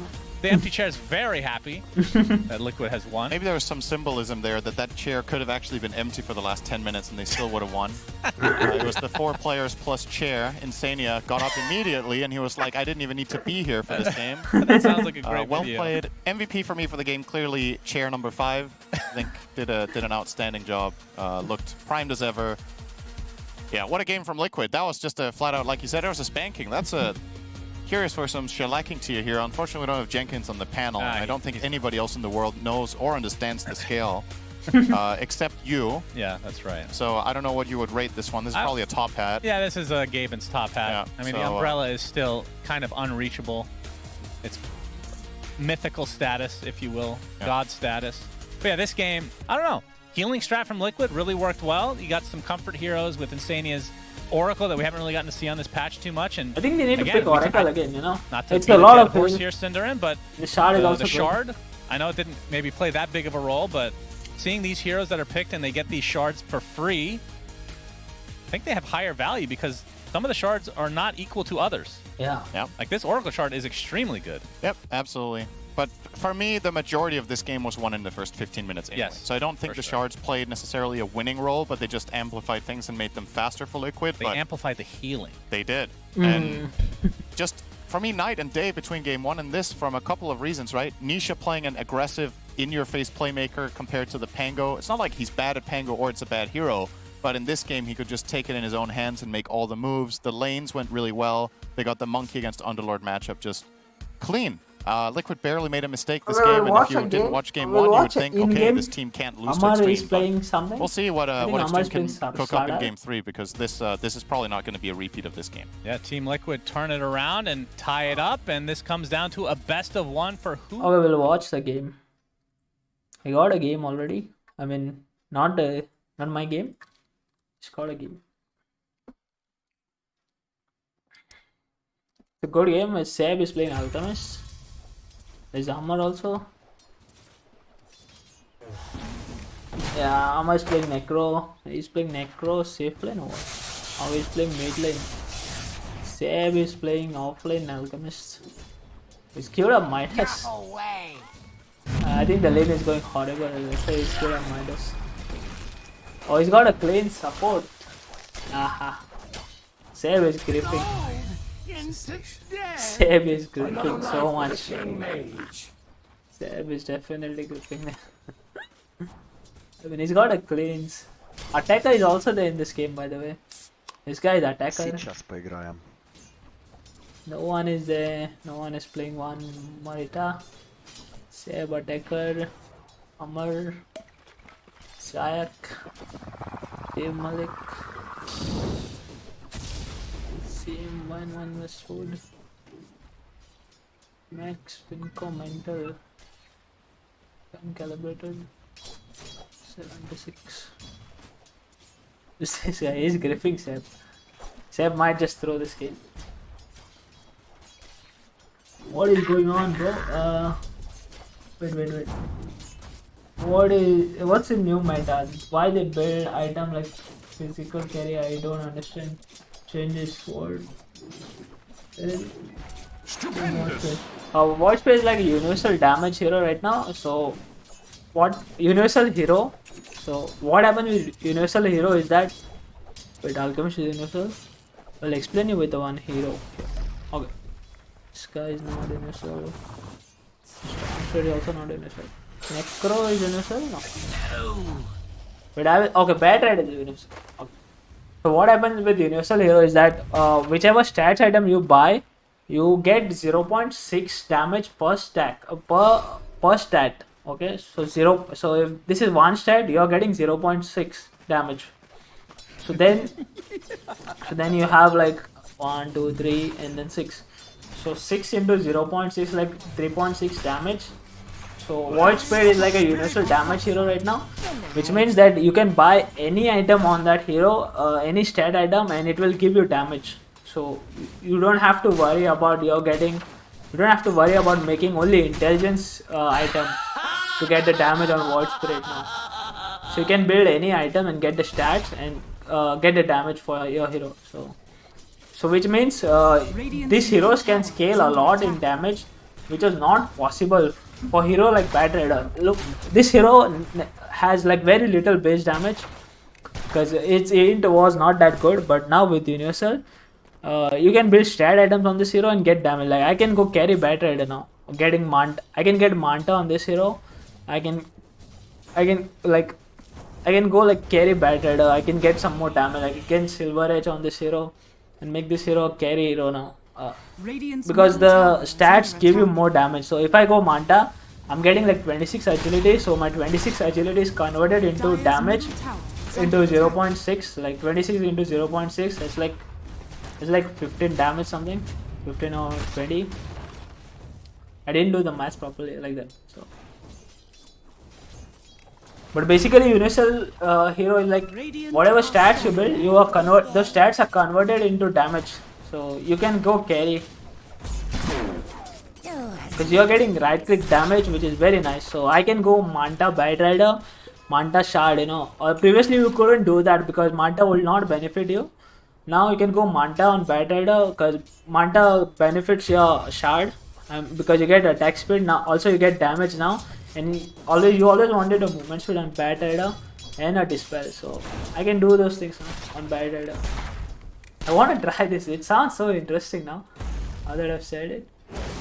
Like once you get the Shard, Witchblade and Manta, I feel like it's very good. Only thing, the illusions don't do any damage. And they buff Firefly more than they buff and they nerf Sticky Nipam. So you can farm creeps faster now without expanding a lot of mana using Sticky Nipam. It's a lot of damage from this Firefly. Like 120 damage, like more than Doom, what do you call that spell?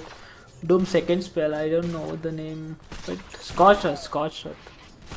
So you can actually farm more and you can max the skill in the offlane now. Bad Rider offlane is possible because of this buff now. Damage per second. This guy's going Maelstrom. He's not even killed up Falcon Blade. Usually see. I was really interested in watching Seb offlane Alchemist, but his teammate is kind of gripping him. Now, Plains 4. Yeah, enjoying, man, now. What happened to this lane? 2-1. They won against Slack now. The fuck? Although Alchemist is dying, that is Seb. Okay, he's waiting for stun. Nice. Come on, man. One more hit. Radiant's bottom tower is under attack. Dire's middle tower is under attack. I think I saw one more Alchemist today earlier. I don't know which. Is under attack. I don't remember which player did it, but it was a famous player who did this Alchemist offlane again. I saw it. He's gone all the aura item. Like the new meta for offlane is the same actually. You just get Crimson Guard and Pipe. You don't get Grievous's now. And if their enemy team is already lacking damage, then it's just a busted item. Like Crimson Guard is too good dispatch. They made it scaling item. Alchemist is not universal era, I'm surprised. that will just make the hero broken because they added this corrosive weaponry. It's a very nice skill for chasing potential, you know. It's like the old Sanj and it's like the old Sanj where you could slow people, Sanj and Yasha. But now this thing affects statization also, and it stacks. There's like 11 stacks, so it's like 66% statization reduced, and the movement speed slow is also 66%, which is quite a lot. Quite a lot. So you can chase people and kill. You know, earlier Alchemist was lacking because stun was like channeling, and then people just run away or hide a hero or press the PKP. Radiant's bottom tower is under This thing does not go through PKP though. Dire's middle tower is under attack.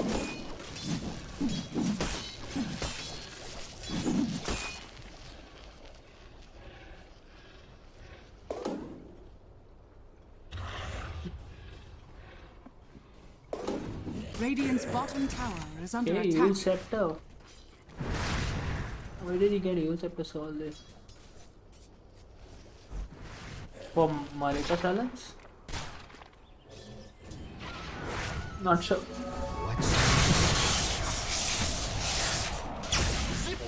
Okay, to dispel Omni-Knight.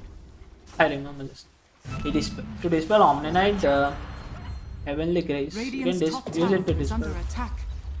But that means you're losing your save item. So enemies can get aggressive on you. He's so greedy, he did not even skill Ghost Radiant's Shot. bottom tower is under attack. I feel like you need to scale this against Storm, but I guess he's just having free game.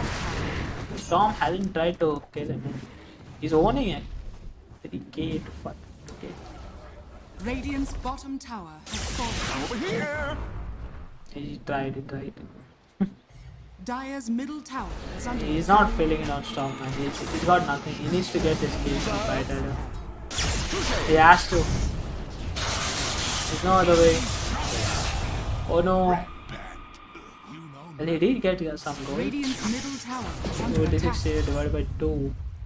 143?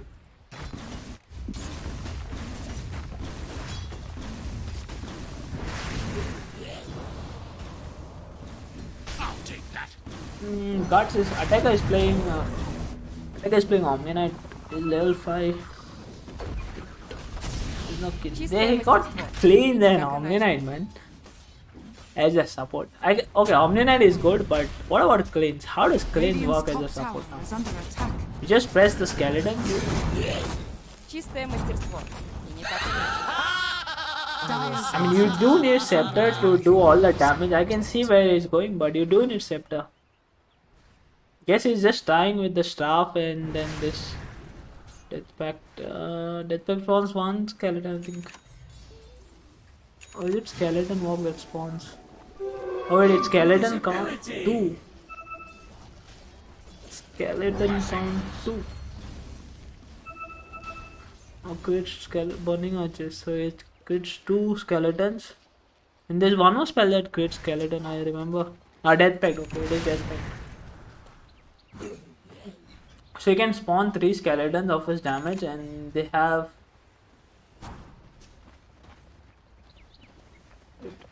You need Staff for that damage. Like Staff with the tap-all. So both the skills need to be maxed to maximize the damage. I mean, this skill is okay, you can take it at 1 level. Yeah, I think he needs to max these 2 skills both. Then he can do a lot of damage with the skeleton walk and this. So only the archers will do the damage though. I mean, the main hero is gonna die very fast. This is clean support by the way. Stop dead. Clean's 4. Okay, let's see if it works, cause I wanna try it. If it works, I'm gonna try. He's scouting. What have we here? Radiant structures. The are problem with fortified. this right now is that Storm Radiant's is middle not tower farmed is at all. under Like attack. he got destroyed in lane against Necro, I can understand that. And Seb is playing more like Aura, so he's not gonna gank. He's not going to blink back at all. He will use Ghost Shot as well as this. Yeah. He's dead.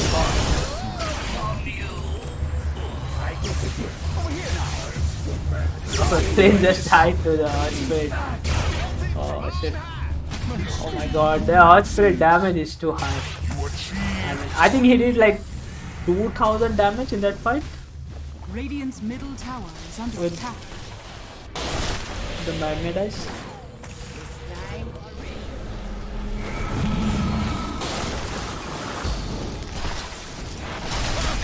Slack is stuck. Oh shit. Oh no. Slack is stuck. Okay, wait, Slack got out.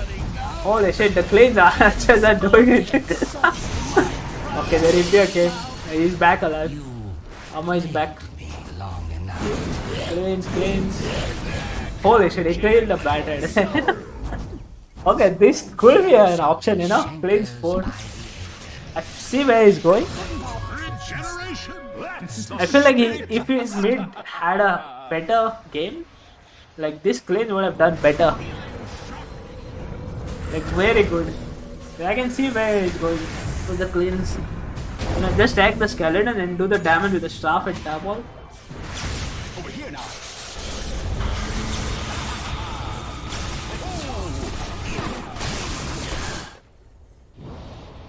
He's got solo crash also, and solo crash is buffed by the way. It reduces 7 armor now. So it got buffed by 1. It was 6 previous. Dire's middle tower has fallen. And also the movement speed is way too high. Like it is minus 18% on enemy. That's like that item bullwhip. It's bullwhip, man.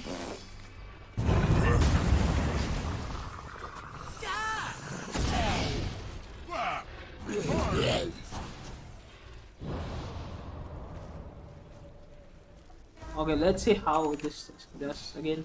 They need to smoke though. The storm is on low on mana. He's got 3D. Okay, not enough mana to go there. Did not get Soul Ring. He's got Falcon Blade. I'm going Sanj in Kaya. He's got Kaya already in next to Sanj. I'll take that. Okay, I want to see this cleanse in action. I want to see it again. I feel like it's a lot of damage with the tabo. Like the archers also hit you. So it's like bonus damage 45. It's a target area, no? Okay, bat is there. Okay, Sab is channeling. Oh my god, look at the damage, dude. How fuck. Holy shit. Oh shit, I don't have Dota Plus to see the damage. Oh no. Ah, I have to buy it. Yeah, I did not buy it. I'm like not playing Dota. It's too much simpler, so I did not buy it.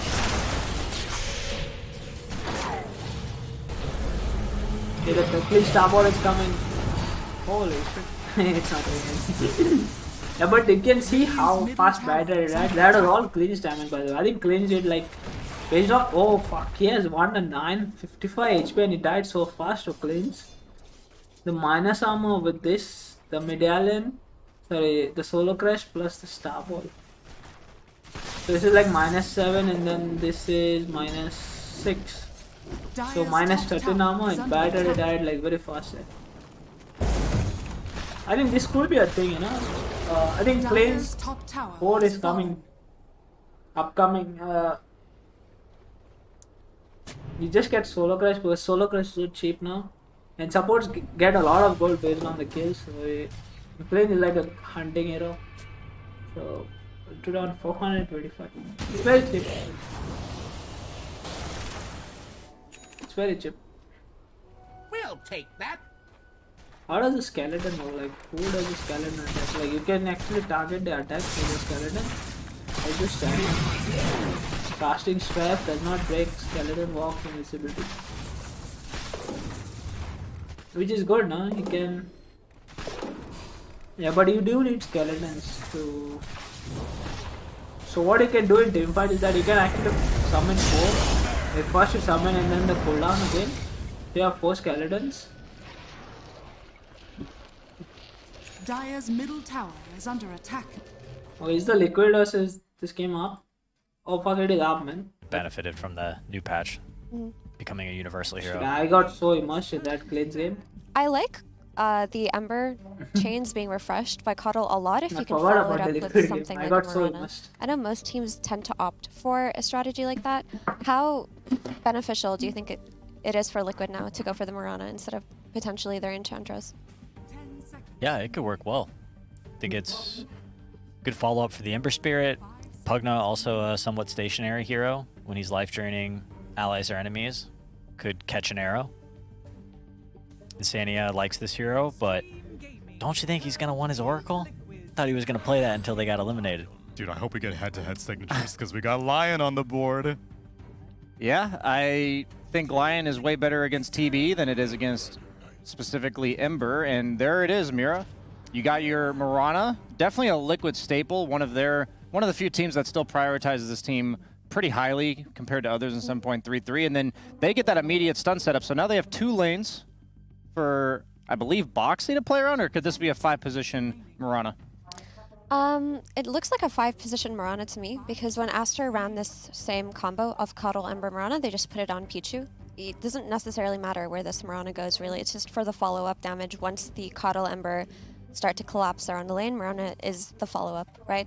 I like the DK a lot. It's their solution to Storm Spirit that would have been good for XG last game, and I'm not a fan of the Lion hero, but Lion's Hex traditionally has always been the counter to these Embers, these Storms, these Voids, so I understand why Kaka asked for it here. BSJ, as a carry, you see Tide. What are you asking for? What No am monkey. I asking for? There's no Slark. I feel like I'm much less concerned about my lane as I am about not needing help, because I think these supports just so badly want to play around DK and Ember. So my 2 options are to pick something like Sven or Wraith King that can retreat into the jungle pretty reliably pretty early on and also sets up the stuns for later. And then the other alternative, if you want to draft more for the lane, my concern there is that Monkey King, Ursa, and Slark, they actually ban out Ursa themselves, already taken out of the pool the heroes that traditionally bully away the Tide. You probably don't want to pick an Illusion hero because they have Lion and Pugna. So yeah, I'm definitely leaning towards like Sven Wraith King for their playstyle. Perhaps Luna, just because they really like their Luna DK. In the Dream League, as well as the beginning of this tournament, when they pick DK, they would often pair it with a Luna, just for that extra nighttime timing, the 5 to 10 minutes, the global Luna aura. But I don't know if I really like it that much this game. They should go for something that kills this Tide, because this Tide is a very good pick against Liquid's draft right now, right? Because they're going to have this body with the auras frontlining so that it can tank the chains into arrow, so that it can tank the DK initiation. It'll just purge it off with the Kraken Shell. And so long as XG find that formation, don't lose their lanes, and group up around this Tide, they're going to be in a position to pick one of their ranged carries again if they want to on overall 10th here. What's your idea for killing the Tide? Because I was thinking the same thing, I just couldn't think of anything that does it. How to kill the Tide? Well, I mean, typically people used to pick Void, but there's not enough follow-up damage for Void on the side of Liquid right now to make it look good. But that was always the answer to Tide back in the day. How about Muerta? Maybe a Silver Edge buyer, Muerta could work. Silver Edge buyers sound good. I expected Extreme to ban the Sven. Liquid's played that hero one too many times for that to sneak through. I think the Luna is a good secondary option. Just double range, just click the Tide.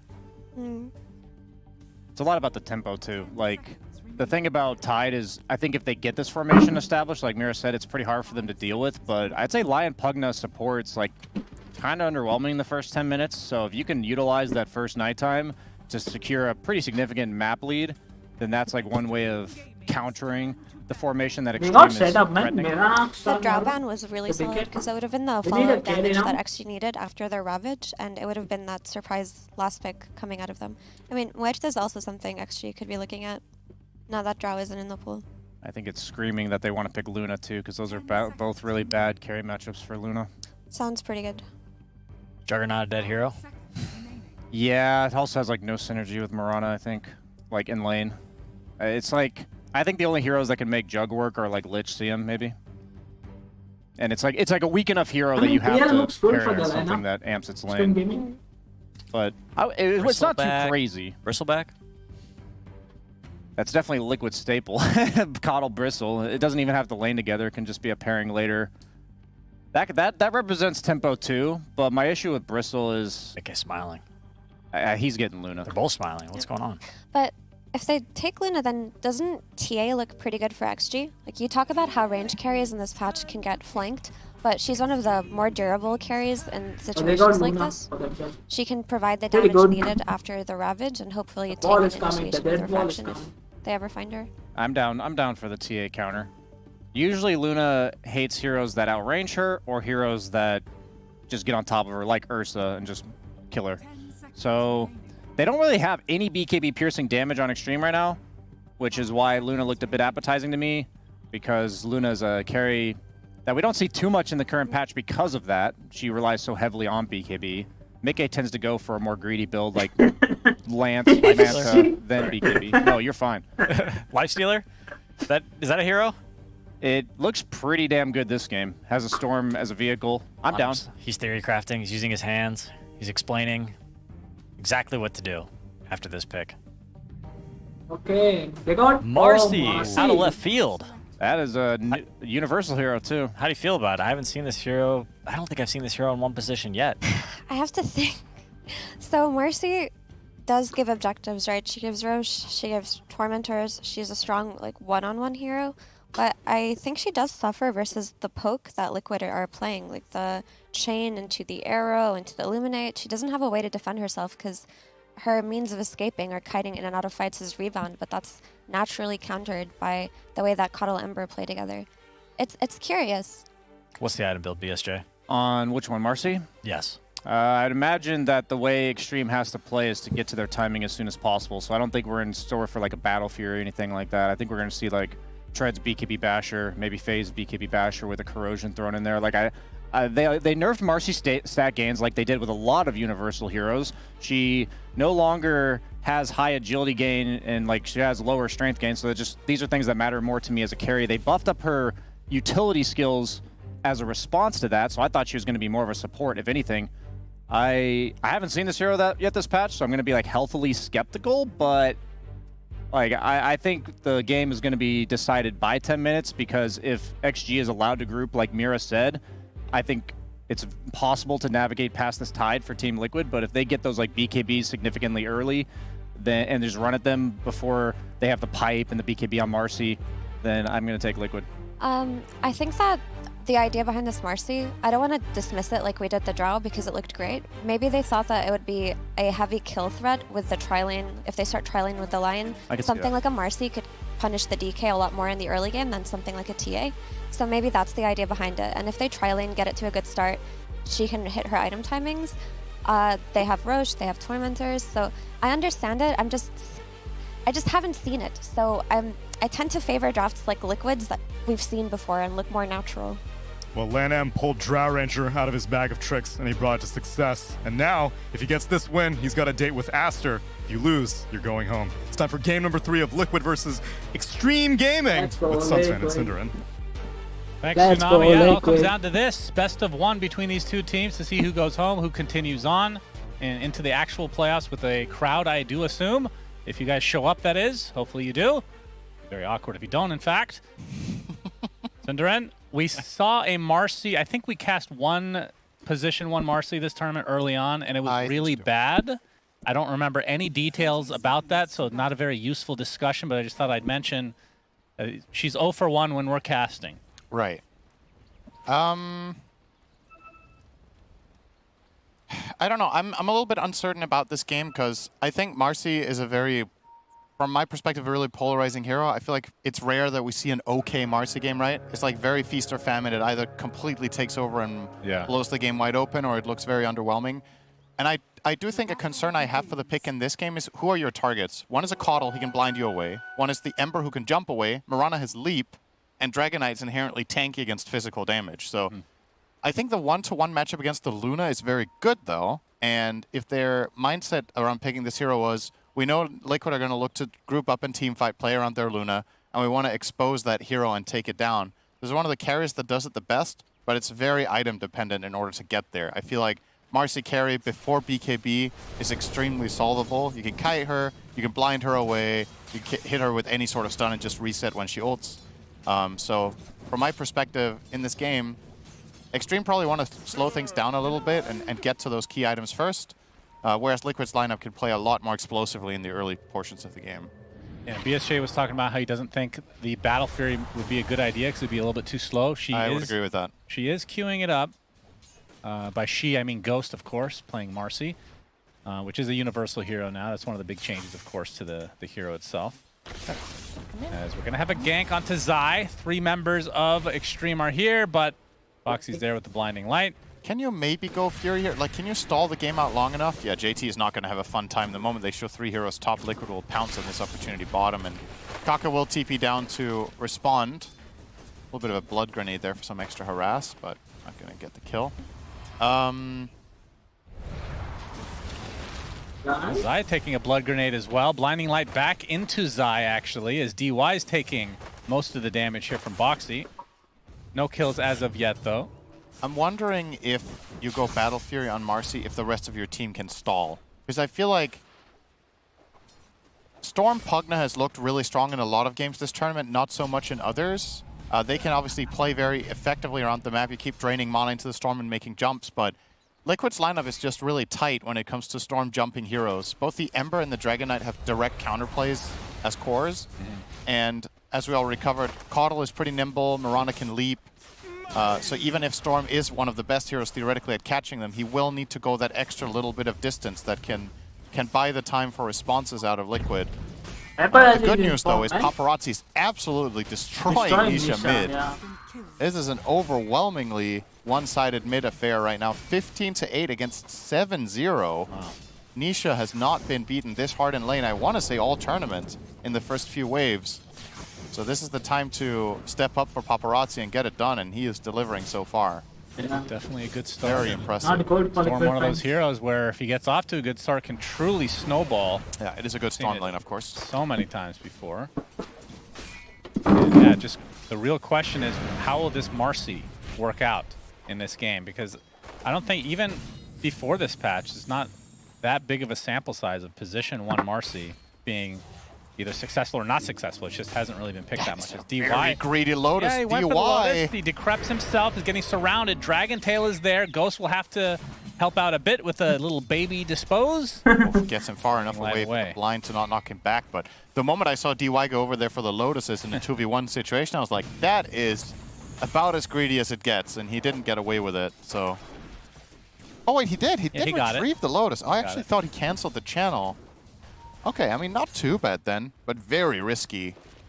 I mean, you're basically trading roughly the same amount of HP for the Lotus, but you do get the mana as well, I suppose. As Nisha continue to get absolutely dumpster. 11, make it 12 denies for Paparazzi. And the fact, Get some good pot Nisha shots has there from 0 denies, by the way. He's taking another right click. Will barely live on about 5 HP. Stone cold not using the fairy there. Yeah, calculated. And he's going to try to go for the water room. Paparazzi going to get Searing Chain. So Nisha will get a much-needed water rune. Yeah, it will be a trade, though. If this top water rune was covered by his team, that would be really good news for Nisha to recover the lane, but Paparazzi will trade 1 for 1, and as a result, this lane will probably still continue going well for him. Radiant's courier has been killed. Yes, Korea. 500 flat-out CS net worth lead in mid right now for Paparazzi. Yep. And we'll see once that first power rune spawns, we'll see who gets that, and if Paparazzi does, look for him to help out another lane, depending on what it is. Yeah, we haven't talked too much about the one on your screen right now, the Lion Tide. Not a particularly strong lane, especially not against double range with Luna Aura. So this is the probably on paper best lane for Liquid in this game. I think they should just easily be winning this, and they are. Luna with a 28-12 against Tide's 13 for 0. So despite the mid lane not going well for Nisha, Liquid are still keeping the gold completely even because their 2 side lanes are performing well. Needs one more quick. And yeah, any Luna draft, you really want this hero to get off to a good start. This hero does not play well from behind individually. Zai watching out for his blood right now. One more hit. Will die. Not have a grenade. Takes the bounty. Yeah, if they had a blood grenade there, that's first blood. Got the Lotus. Down in their inventories. Has Blood Grenade been as good or better than you were expecting, or worse, perhaps? I thought it was going to be a really influential item, and I feel like it has been. It's definitely good. incentivizes people to look for kills in lanes, to play aggressively, to get first bloods in the jungle fights in the beginning of the game. It's definitely been delivering on that front. Oh, the jump in Paparazzi on the Nisha. Boxy's here. He The goes to the blinding counterplay! light. Yeah, he gets searing chains. Tries to dodge Nice. the illuminate, but it's not going to happen. Oh my Nisha God, will live Nisha. again to the last right click.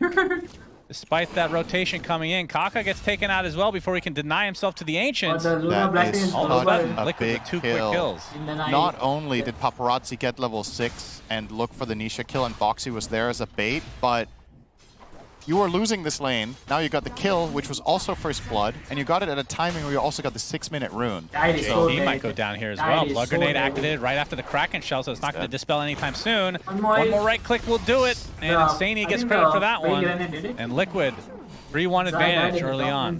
They do lose Zai Yeah. in the top lane. Well worth the map trades they found here. Nisha getting full recovery mid and a double damage rune is big news. He's still behind Storm, which is pretty rare when one mid-hero first bloods the other, but Yeah, just that's goes true. to show how far ahead Paparazzi was on net worth in that mid lane. But with this double damage rune in Nisha's bottle, could perhaps find I mean, if we were looking at the net worth between them now, it was like, okay, Oh my Nisha God. lost by a He bit, won. but relatively close. He's gonna get Exactly. the As DY He will recovered be the lane stealing fully. the Wisdom Rune. Good and steal there. Kaka gets the other one, so pretty big advantage early on for Extreme to be able to get both of them.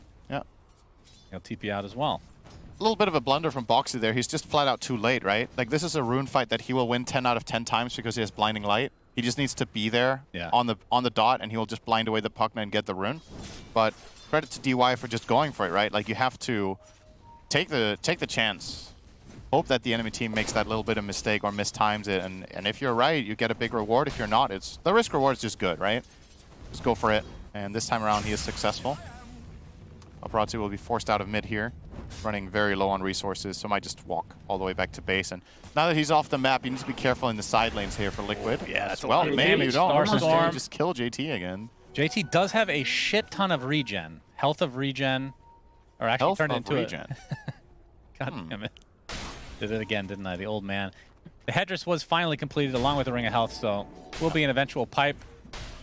And yeah, first item pipe, not that unusual, but Yeah, here as comes the Paparazzi's in the rotation. TP bottom, this would be a very big kill for Extreme, focusing on Mikke, and Insania can only look on in disgust as his Luna will drop. And Nisha on the other side. Mirror move? Oh, well, not mirror move. This is in mid, actually. Will, as it looks, be trading. UI will fall, but again, just the support. Well, we will get the Nether Ward. That's never mind. It's No very 20 nice. gold for him.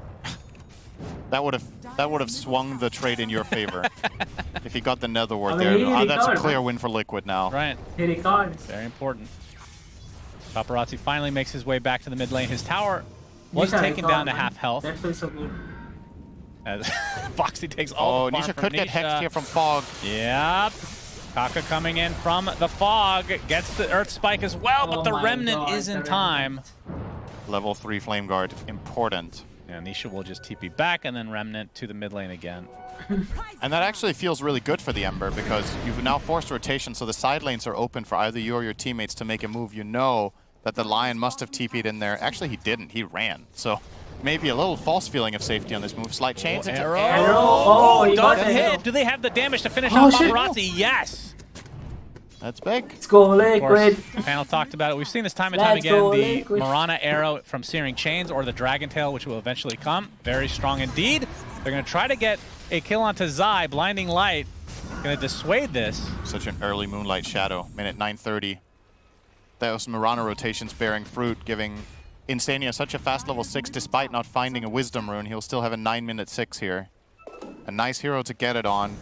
The enemy team's going to have to start Kaka. buying Dust or Sentries to find any kills. Pick a Star Storm. Insania. Oh, okay. They actually get the Searing Chains onto Paparazzi. Regen Oh, was Regen. taken by Regen. Paparazzi, though.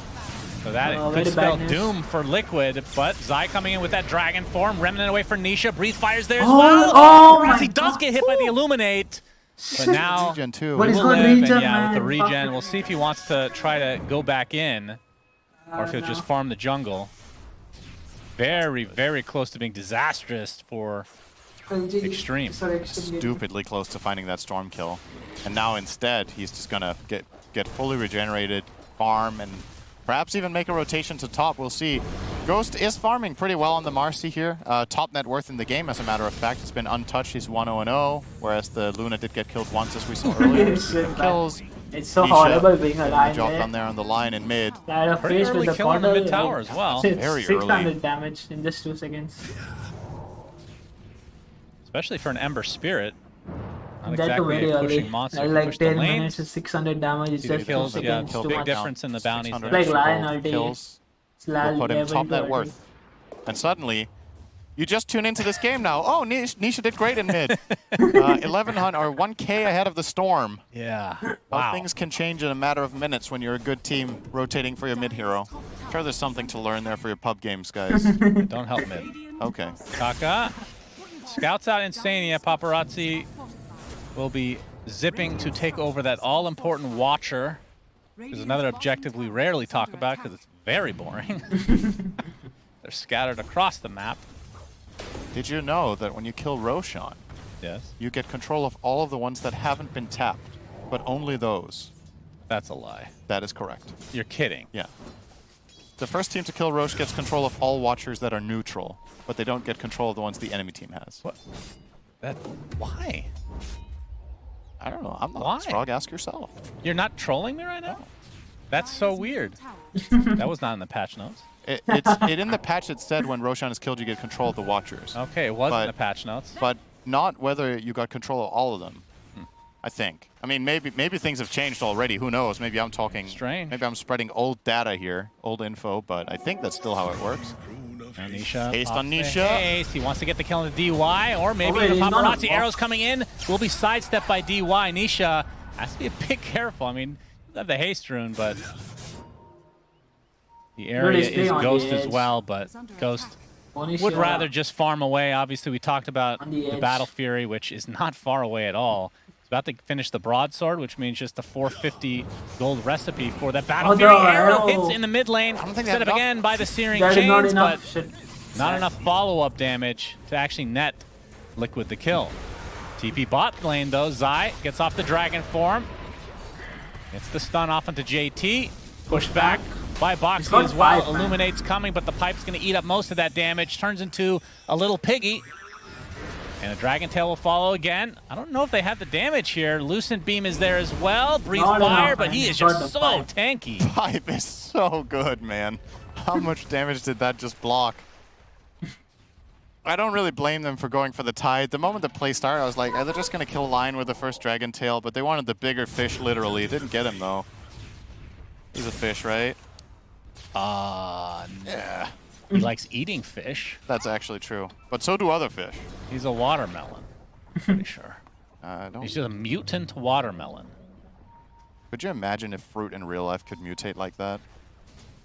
That would make life a lot more interesting, that's for sure. I think it's pretty scary. Imagine you could be casting with a literal watermelon if you. I definitely, you know, people they go to the grocery store and you check, like, is this apple, is it still good? You know, Yeah. pick it up and it just has a mouth. And it just starts yelling at you, and then it casts Ravage in the supermarket. Yeah. Pretty scary. Sounds a very interesting conversation we're having here at the You know what, I both Berlin do love Major. watermelon. That's true. So, I feel like it's a relevant conversation. That's Liquid with a 1K lead.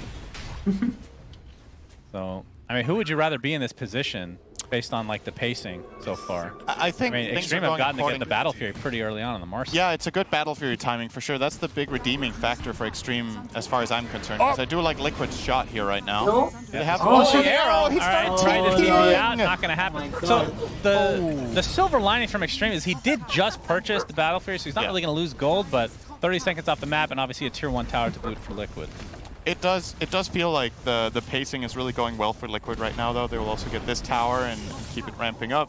And despite the minor setback that they had on their Luna, he's now top net worth after that kill.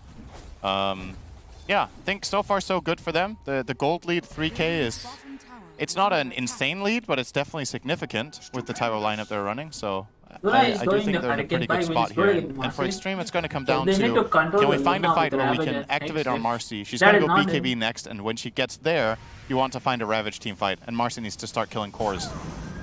Obviously has some decent teammates to do it with. She can kill in tandem with Storm, she can kill in tandem with Lion.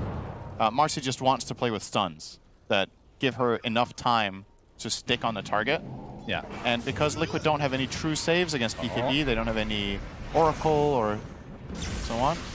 Arana Looking for an opening. Paparazzi, they find Instania. Finger of Death is there. All right. 384. So Kaka gets his first stack for Finger. Sometimes the gold Five-man given defense. in the 384 is too much. They did not want to get outnumbered there, and they weren't. And JT just continuing with the Aura build. So I was actually going to ask you, now that the Battlefield is online and the inevitable BKB will come for Ghost, if They can JT actually would want go on to Ember go there. Blink They got Dagger the to a Ravage. line when they actually want to fight, but it looks like he's just going to go Greaves first. Yeah, when is this gonna line up? I guess he might be relying on Kaka and having his dagger instead. And I kind of like the idea actually of going Greaves on Tide here because both Storm and Lion connect as initiators for the Marcy, so it doesn't have to be the Tide finding a fat Ravage. He just needs to find one at some point during the fight when it matters the most. And the way you can force the fight to happen is by Marcy starting. So I think the Greaves are a good choice. Paparazzi has that Arcane Rune. Yep. Showing it off. Making interesting use of it. Oh, I just misread his Testing it out. inventory for a second. I thought he had double Kaya. I was like, what is going on? Oh, is that But the Lotus? one of them is flower? a Falcon Blade. Oh, the Falcon Blade. Yeah, I'm getting old. I mean, They look similar. It's They do. the same sword, let's be honest. Yeah. Wait till he has a Lotus flower Playing as well. too much Baldur's Gate, all the swords look the same. Yeah, it's because that game was made when barely even had 3D invented. I'm having a pretty good time so far. 3K lead for Liquid, and what about the... I would say Extreme have a pretty good Roche team just with Marcy alone. And, I mean, Liquid with Luna is okay. Who would take it faster, though? Do you think one team has an inherent advantage? I mean, obviously there's the aspect of, like, the AoE team fight, which... It's actually Extreme and kind of very... an interesting question. Which team kills Roche faster? Probably the Radiant, but I mean, Marcy is quite insane at killing Roche for 16 seconds. I think neither team is likely to go there, though, for now. I think it's going to be later.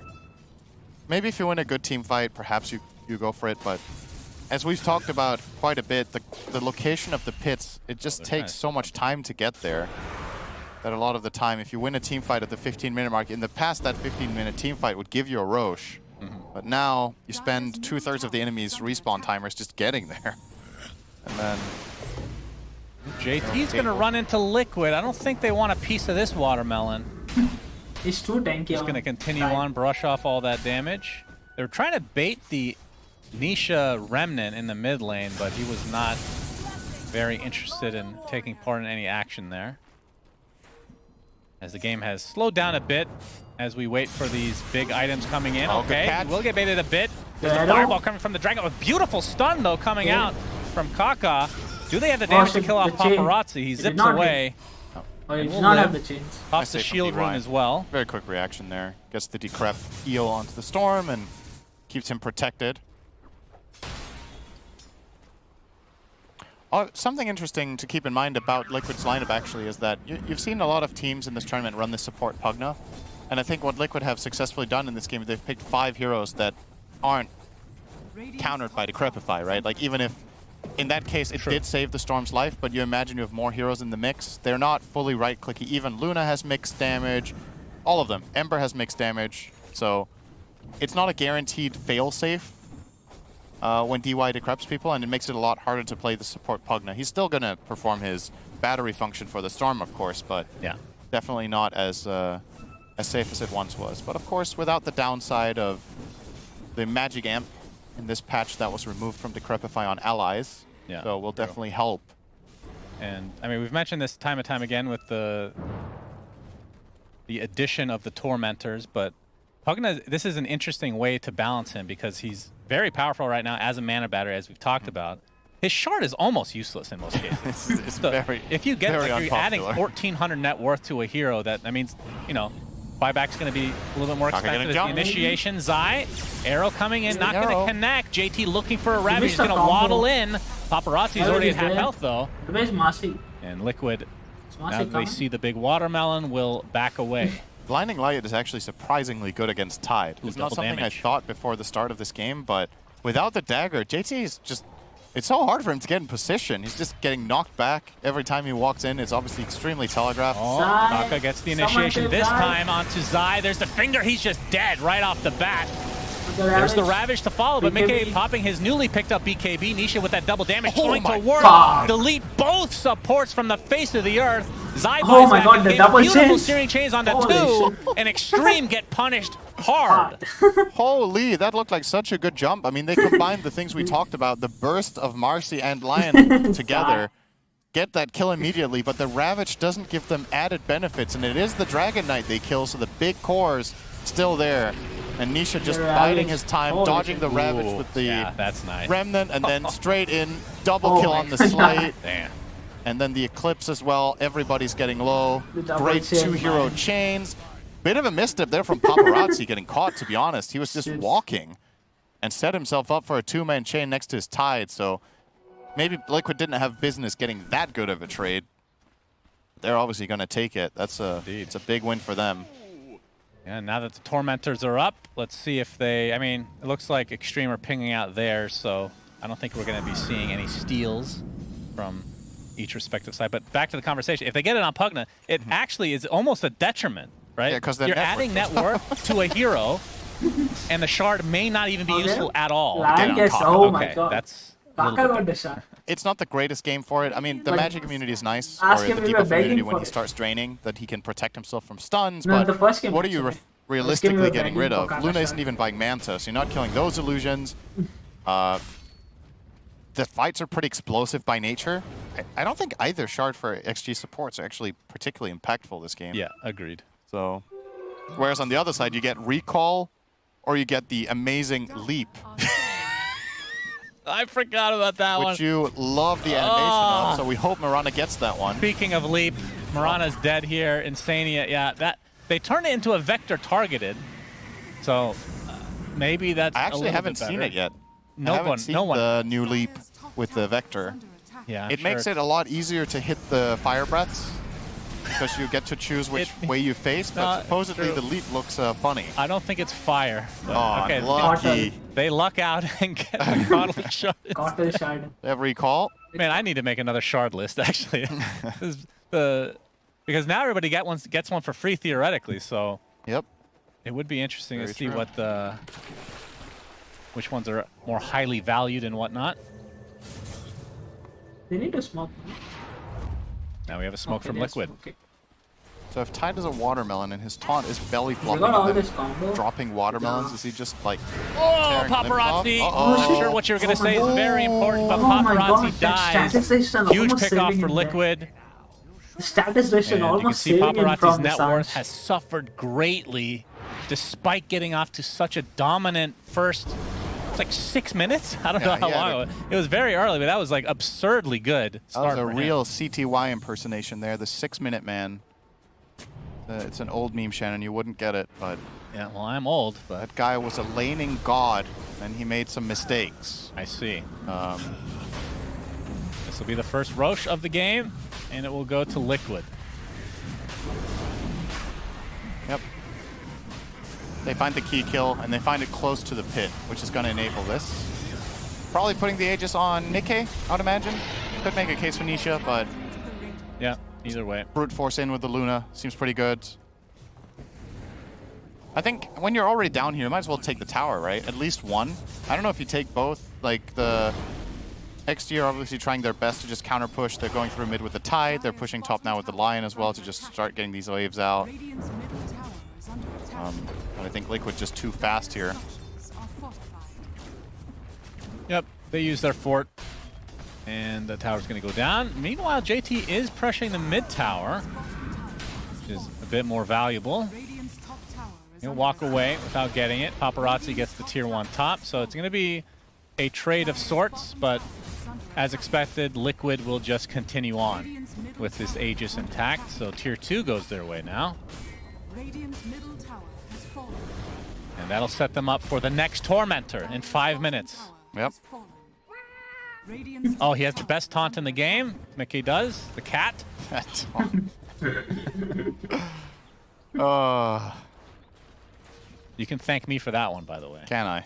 Legitimately. Amazing. You are. You're the gift that keeps That on taunt was giving. deleted from the game, and then I made a taunt tier list, and I said this was the best taunt ever, but they got rid of it, and then a month later they added it to the battle pass. Yeah, so you're the reason it was expensive. That's right, and I Thank didn't you. get one for Sunset free. TV. Thanks, Valve. JT. Yeah. What's your royalty status on that? Exactly. Arrow. Okay, Kraken Oh, shell Kraken yet to pop activate. before. Where Okay, is he's trying to Kraken get shell? healed by DY. Oh, the Raven Big is Eclipse coming. coming in as Zai still in that Oh, he's dragon holding. form, looking to try to finish off JT eventually, and they do Kaka so. is dead. Nisha cleaning up Kaka, using that Nisha needs to shard, get but him, man. oh, the dispose back. You can see the Oh, damage coming in Nisha. from Ghost. It's enough to delete Nisha, but he's going to try to back away. The stun actually activated after the BKB ran out because the Dragon Tail lasts for so long, and eventually Liquid will at least chase down the Pugna. So a 3-for-1. I mean, Nisha dying is pretty big, but Yeah, but still a good trade, obviously. yeah. You didn't lose their Aegis either, so Well, another they 3. probably wish they had the Aegis on Nisha for that one. True. Ravage not expended in that fight. True. Didn't really get to play, so you're going to see the replay here. JT, I mean, he has the opportunity here, but what are you ravaging? A Dragon Knight and a BKB'd Luna. It's just no opportunity that's meaningful here, and obviously the Ember was BKB'd as well. And you are seeing the potential here when Marcy does get to stick on targets, but the problem is Liquid are relatively good at kiting them. The Ember, fortunately for them, was running out of juice. He didn't have any jumps, so Yeah. Ghost could target him and bring him down, but not the start of the fight they were looking for. Zai can just play with so much confidence with this Dragon Knight going in. He's very, very tanky. Zai got As a result, they get to Herbert. play a pretty free fight for the most part. It is going to take a lot of getting used to. Wait, Seeing a what? stun, What second? go through BKB, not What do is going- anything, and then eventually It do works. something. Yep.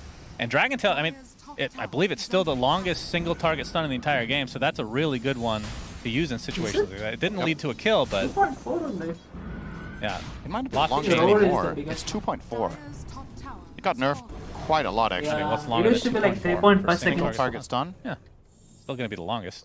Because every stun got nerfed. Yeah, I think this one got nerfed more than most, though. It Hex wasn't doesn't just a- count. That doesn't count. It wasn't just a flat percentage-based reduction. Not a It is stun. 3 I point. think Earth Spike might last longer a than hex. point, doesn't it? No, 2.2. is Huh. under attack. Doesn't count. Arrow. That's true. Well, that's not single target, though. Do your arrows hit more than one? Yeah, single target means you select one unit, and it will... I'm really glad you're explaining this to me. I didn't know that's how it works. Apparently not. You're asking stupid-ass questions. Arrow misses. Some D-ward action from Extreme. Baiting you is actually one of my Yeah, favorite he did bait me hobbies. here, but there's the Amazing. hex. He's got the shield on, man. Oh, the You can't kill BKB that pop Ember. from Nisha. The shield Try only to turn like this around to 1,000 Paparazzi. He's already at HP half health. block. Attempting Unless to until they walk have this nullifier, off. you can't. There's very little mana, but Yeah, he has also lost a DY lot of is health, there. so DY can't actually drain him mana right there. Has to get through the entire hit point pool first. yeah, that's true. Recall from Boxy. They're trying to set up a play up here up top, Okay. and this might be Okay. really unexpected for XG. They might not have thought too much about this shard right now. Dire are scared. They are moving pretty tightly as a group, though, so can see might Fireball, not though. work out. They're not going to find anything. Yeah, the entirety of Extreme Yeah. kind of walking together on this invisible string. Liquid continuing to farm the map. 7K lead for them right now. And That is Aegis. going a Helmut. Well, it's What about about to expire in DK? 12 seconds, so Zai, not Zai, getting G. the best of value. Obviously, just having it Nisha's got allows you to take these towers, which they did. BKB. Next is And that means Scepter. no on second the life menu. anymore, at least for the time being. So 3 minutes until we find out when the next Roche will spawn. Will Emma get post up? 4 smoked from Extreme. Cardi. Yep. Nice. This item is JT really good. dropped against his Marcy. neutral So, down there. Now has the Ogre Seal Totem instead. Lion. Nisha has to be very careful, Looking man. He's now for the BKB. Blink Hex opportunity. They're going to go onto the Coddle instead. But look at the damage coming out. That's so much onto Paparazzi. Finally pops the BKB. Has to kind of sidestep this. Coddle buys back into the game as Zai getting bashed into oblivion by Ghost, who pops the Unleash. But now he's going to have to try to get away. No, Wait, goes back Luna? in with the rebound. Mickey, remember, does not have the Aegis anymore. Life Drain's not going to finish him off. Instead, they get the Ghost, the stun Nice. onto him, and will GG, drop guys. him to his knees. And with that, I think nice, Extreme GG. have to try to get the hell out of here. JT is actually going to TP out, so Extreme, they Lion- lose Lion one, is and it's an not- important one. Honestly, this is a really good outcome for Extreme. That I looks thought so that was going to bad. go way worse. They ravage, and all they kill is a Coddle, and they found no additional kills. They used the BKB of Marcy to do some serious damage to Dragon Knight and Luna, but killed neither of them. But they managed to hard disengage after. Wait, Cotter did not That die? could have gone so much worse. Even Paparazzi could have died on the jump. Like, that was scary. He got slide chained, he got stunned, but I think the secondary stun couldn't connect in time, and he got to reset with the Ravage. But all in all, not a big win for Extreme either, just avoiding disaster, more so than anything. Yeah, and we can see the discrepancy between the position ones, and the question remains, and I'm not saying this is, you know, over by any means, but what is the point of Marcy? There's tons of other carries in the game, and still a small sample size of position 1 games that I've seen on this patch with her, but... I mean, she does have some of this best single target damage of any carry. She does have probably the best, right? Do you think that they're trying to bank on these Ravages? I mean, it's they're basically definitely... Hex, Earth Spike, Ravage. They're picking her as an assassination carry. That's my read here. It's like, okay, we're going to stun someone, and you are going to deal the damage and kill that one guy. And we're going to jump from guy to guy to guy, and then we have Ravage as protection for team fights. So they want to connect the Storm. They want to connect the line. The problem is, when they do find these moves in, Liquid have just been really good at repositioning. He doesn't have Blink. They have 2 Force Staffs, they have a Solar Crest, they have Glimmer, so they're really itemizing to protect themselves against a Marcy jump. And if the BKBs are popped on the cores, these cores are mobile. She's not going to be able to get them down fully. JT, he's in a lot of trouble. Gets off the Ogre Seal Tome and the pipe, so might live as a result, but now exposes the rest of Extreme Gaming to this burst damage from Liquid. They lose their Lion, they lose their Pugna. You can see DY does buy back into the game. Eclipse was activated. And you see that we're actually around the Tormentor thinking he was going to spawn, so not timing it correctly. See if Liquid can try to take advantage of... Well, I mean, Ravage wasn't used, so nothing huge expended. Marcy's ult, relatively low cooldown. DY's buyback is not insignificant, though. It's a clean kill target now that Liquid have that has major teamfight impact. Getting DY out of the fight means no saving. It means Storm has his 1 mana bar. They're going to take the Tormentor Cinderin. Will it drop for DY? Will his net worth increase by 1,400 to the detriment of Extreme Gaming? Or will it go to somebody else? Let's find out, everybody. Very important development here. And it's the Storm Spirit Shard, so again, dodging bullets is Extreme. So, do you know the Pugna Shard? When you drain into it and it refracts onto all heroes, does it also refract onto illusions? I don't know. Because that would make it pretty cool against specific heroes, right? If you could just life drain your ward and destroy illusions with it. What illusions are you talking about? Not in this game. I meant in general. I'm making a case for Pugna Shard having more uses than you think. I'm not saying it's useless. I'm saying it's so situational that getting it for free and increasing your net worth on average will be worse for your team. I legitimately think that. As we have a potential fight brewing here, Roche has spawned. JT getting gone on, but the zip in under the Storm Spirit. Paparazzi's in a lot of trouble. Do they have the damage filter? They do. No. That's through the BKB. Storm dead for 45 seconds. Nisha able to remnant away. JT finally with the Ravage Ghost. He's already low to start this fight. Rebounds away and will live as a result of this. They do get the Luna. Pretty damn big kill along with Mirana. Nisha has to be a bit careful. They do clean up the offlaner. Kaka getting gone on by Zai. Extreme got a decent fight out of that somehow. Paparazzi didn't pop his BKB on the jump in. He got chain stunned, and then he popped BKB on like 10% and died before he could turn and jump. And they still don't get annihilated. They found the kill on the Luna because of Marcy. I think DY will die back here, though, so that's pretty bad. Yeah, but he's again, similarly to the previous fight, I feel like Extreme Gaming, that could have gone so much worse given how that started. Just not a clean engage whatsoever, very forced.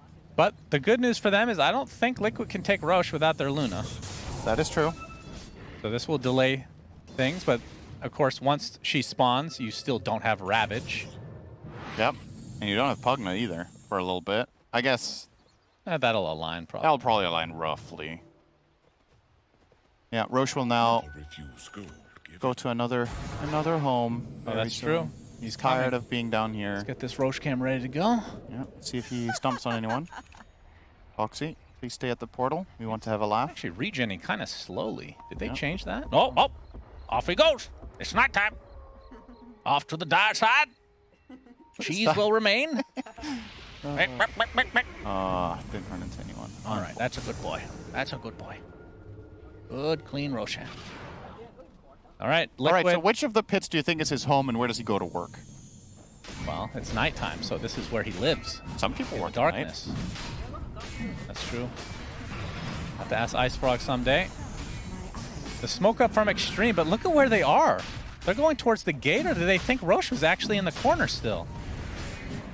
I'm gonna go with he works at day and sleeps at night, because when you kill him at day the third time, he has Ags, and that is more valuable. But after a day of work, he goes to the Dire Pit and he spends it, and then all he has left is a shard. Yeah, sure. Whatever your heart desires, Cinderin. It's really important to me. Yeah, apparently. By the way, suggestion. I don't like the idea that one side gives something objectively better. I think the Refresher Shard should stay on the Dire side, and on the Radiant side, instead of Aghanim Scepter, you get temporary Aghanim Scepter. The old neutral tier 3 item. Exactly. I think that What was would that make it more called fair. again? I don't remember. Tome of Aghanim, I think? Sure, let's go with that. Aghanim's Tome? As Extreme Gaming is huddled around the Well of Secrets. Arrow, fishing. Yep, Zai gets in that fish in the dragon sea, though. form. Already forced out the fortification. Aegis, as you can see, was picked up by Mickey. Nisha this time with the cheese. Liquid still sporting a pretty healthy lead. But as we talked about as this game started, this is a literal best of one now for who stays in the major. So I expect both teams to take it super safe. Yep.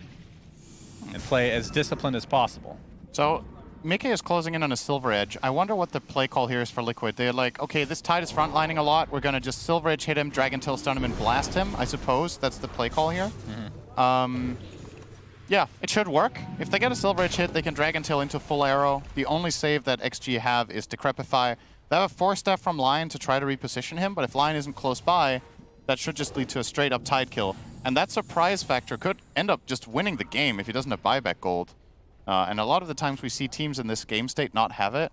Currently, Tide actually does, as a matter of fact, not have it, but wonder if they're going to find him. It would be the perfect pick for Liquid if they do find a Tide kill. Mickey going to show off the Silver Edge now, though, so...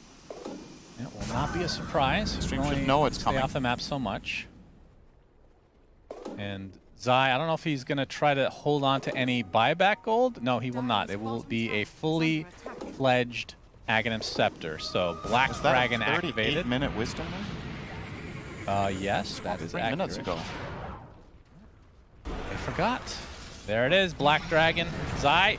Oh, he's going to go deep. He gets the Dragon Tail onto Kaka, who just dead right off the bat. 45 seconds, though. Does have his buyback available. Ravage comes through, and the Black Dragon has been vanquished. He had a gem, too, didn't he? Maybe. I think he dropped the gem. They still want to fight. Arrow actually good connects arrow. on DY. And you can see Nisha wants to finish him off, Oh, but they they'll get the blasted him with Tide the Hunter instead. The silver. Silver Edge doing absolute work. And even with the buyback, The Zai bait, they thought the push was over, but the arrow from Insania makes them go for that Tide kill. So they get a buyback out of Kaka, And now they that get JT on the ground. now that the tower is down, the Glaives going ham Wait, from JT Mickey. ravaged before he died? I didn't even see it. Yeah, he ravaged. I didn't notice. I'm getting really old, aren't I? Huh.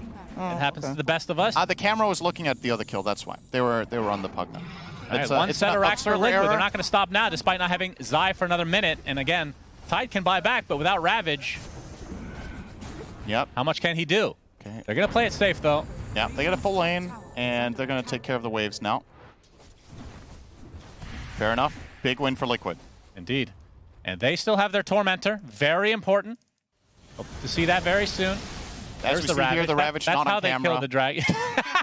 Production's like, you fucking moron. You know, it's kind of funny because it was the reason they killed the dragon knights to begin with. I forgot they used it on the DK kill and not afterwards. I It's totally okay, saw Cinderin. We're both getting very old. We'll be in our retirement home soon enough, just casting Dota. Or just talking to ourselves, either one. Nullifier. It's tough to keep track of everything. Okay. Yeah, there's a lot of pretty colors in the game now. All right, Mickey wants to continue high ground. They have Zai back, and his dragon form is available. And again, the Aegis, it's 40 seconds away from expiring, so you'd think they want to definitely try and push this. The Illusion's doing quite a bit. Tower is dead, and they have to be careful. There it is again, the break! and they're going to be able to kill Tidehunter again. JT, no, pops the pipe, getting healed. Zipping by Paparazzi, trying to focus on the Luna, but again, the Age is still intact. Somehow, the Tidehunter lives. But without the Ravage, I don't think they can fight. 15 seconds away, so that's going to be 2 sets of racks. And Liquid going to try to go for the trifecta. Dragon Tail onto DY. JT just walking in, getting Lucent Beam, cannot blink for the life of him, and there's Ghost popping the Unleash. And you can see Nullifier apply to Mickey, but he just goes invisible, and now he's going to walk it off. Ghost, Dragon Tail's there, there's the heals coming to DY, instantly cancel. Finally the Ravage comes through, and that is online, but Paparazzi has to zip back away. Nisha doing so much damage on the back line. 3 dead already for Extreme Gaming, including their position 1 Marcy. Kaka, the only Lion player on the face of the planet on the pro level, has died again. And that's going to be GG. Liquid take it 2-1. Very entertaining game, though. Much to the joy of the entire country of people coming in to watch them. Would have been a shame. Yeah, that's true. 40 plus today. people are very happy that they have a hotel to stay in. That's right. Commiserations, though, to Extreme Gaming. It was not a clean group stage. This was always going to be a rough matchup for them. And they will bow out against Liquid. Great first game, though. Obviously the most competitive of the series. The other two, after their Doom was taken out, it felt like Liquid recognized the source of problems after game number 1. They got rid of the Doom. They got Nisha on more active mid-heroes than the Pango. Sounds weird saying that, but with both the Void Spirit and the Ember Spirit, he is making plays happen left, right, and center. They're following up nicely.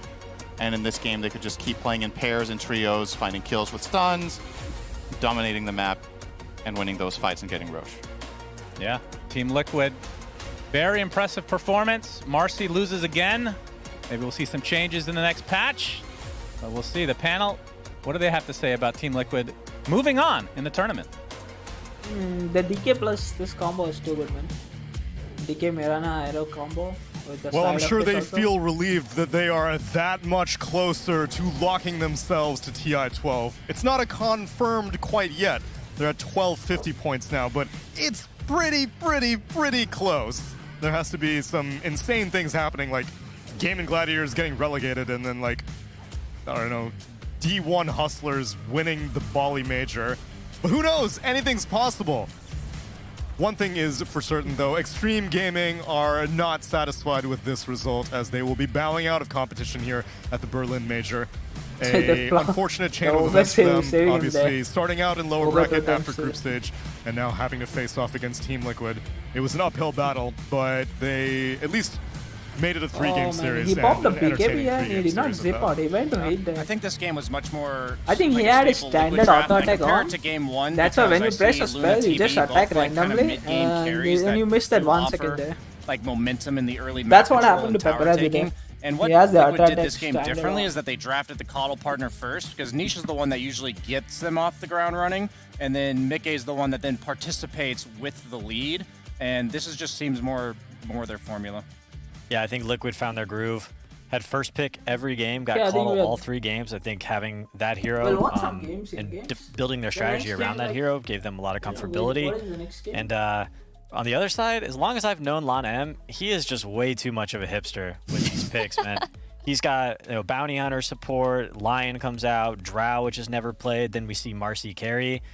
It's too late now, but I would have loved to see them kind of adopt what the meta is kind of shaping into at this tournament. Yeah, but I would say they went out with style, right? They've shown us that unconventional picks can work. There's a really solid idea that they had with their Lich. I think a lot of teams might be looking at it versus things like Terrorblade. Also, they won with Drow, which, Brian, you thought was a dead hero, I was right? a hater for sure. Yeah, you thought it was a dead hero, but certain things can work, which means that there's still so much of the patch that is yet to be deciphered, and to see a team try that against Liquid, which is hailed as one of the best teams in the world, is very impressive. So they went out with a bang. Yeah, we should be overall not too disappointed, and even if they did quite well in this tournament, it would have been a long shot for them to straight up qualify off of points, because their Tour 1 result wasn't quite as good enough to get them on the leaderboard quite yet. But Liquid, I am encouraged with them being able to adapt, because, like we said, this is the first time that they have had a loss to someone other than Gaming Gladiators in their upper bracket series, and they took some lessons and they applied them here in this series against Extreme.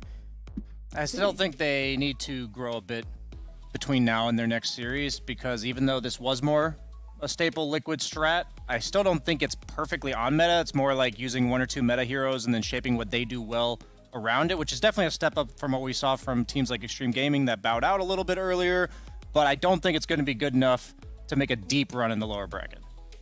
I think that their Terrorblade looks kind of weak, the way they play around it. That got exposed a little bit versus XG. I also think that their Pango Coddle, like we saw some holes in it if the ganks can be evaded early on, but maybe that had more so to do with XG's draft than anything else. But I think a lot of teams can take away some lessons from how that one loss went for Liquid here. So yeah, a lot of room to improve still. And maybe a little bit of mid-diff on the board, because we got Pyrion Flax standing by with Nisha for a winner's interview. Oh shit. You What's up, lost guys? already. I am indeed here with Nisha from Team Liquid. You made it through that series. Talk me through it, if you would. We lost the first game, yeah? I think the vibes were kind of bad. I don't remember the first game anymore, but I like the second game. And the third game, I think I kinda got gapped mid, but we came back because my supports are very good. You lost already. So bad. Insania is standing just off camera, directing this interview very carefully. Let's talk about the mid diff. I was asked to ask you about that. Mid diff happened the second game, I think. They mispicked, I think, last pick, and I had fun. Yeah. So obviously you didn't want to be in a part of the tournament where you could have gone out.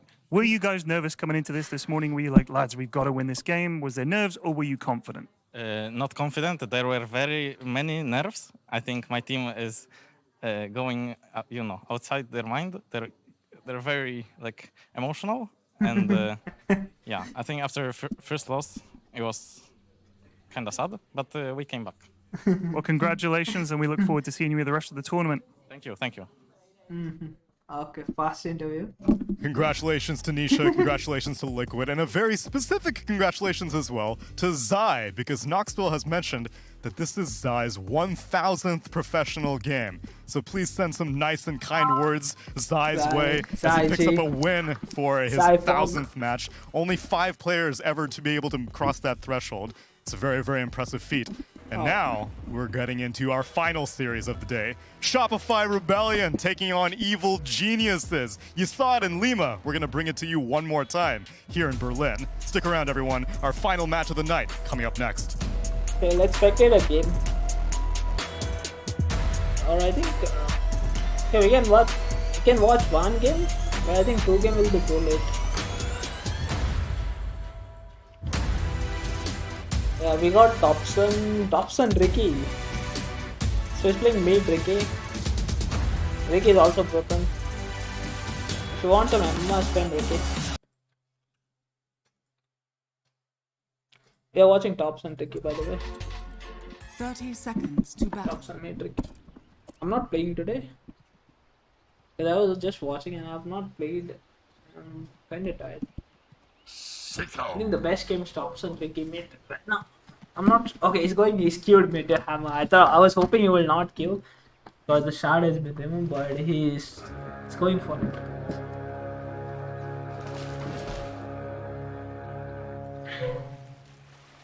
The battle begins. The boys Dobson with your Hammer 733 beat. Like no shard exists. Still going for it. He's actually so high level on Ricky because he's been spamming so a lot. When they remove the where you can see the hero portrait and you can see the level of the quest begins auspiciously.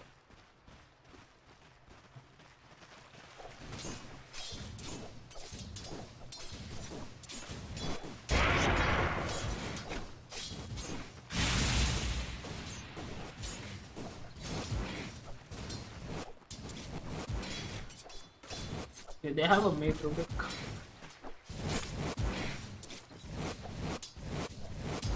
No. Big Nam is playing. Mate Rubik. Blaze is playing offlane. Explode Massive. Lose. 11 Destroy. Off. AMD quality. In top.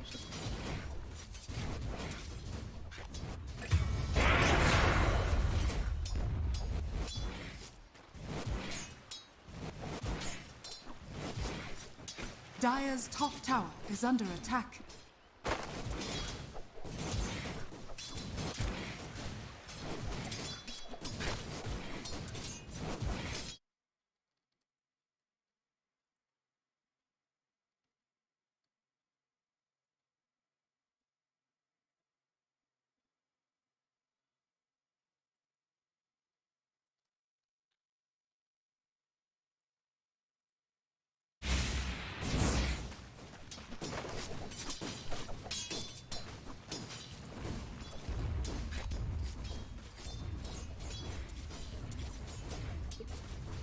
Denied.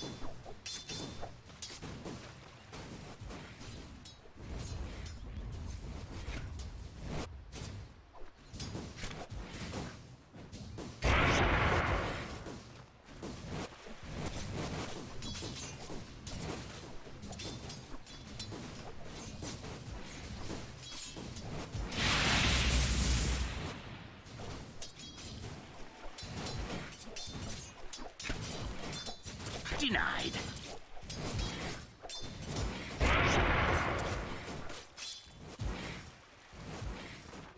Death and good are linked.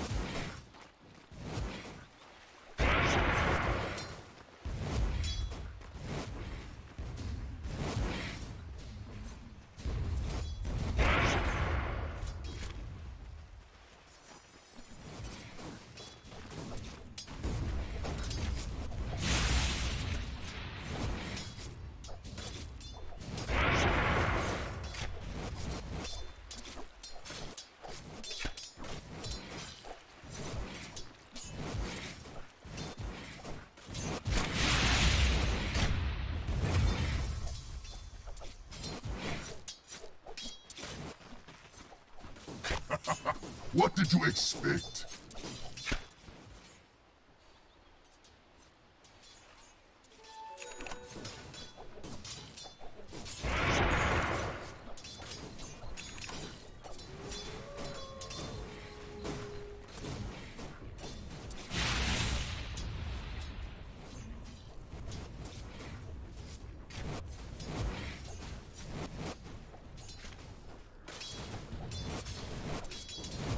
Dire's top tower is under attack.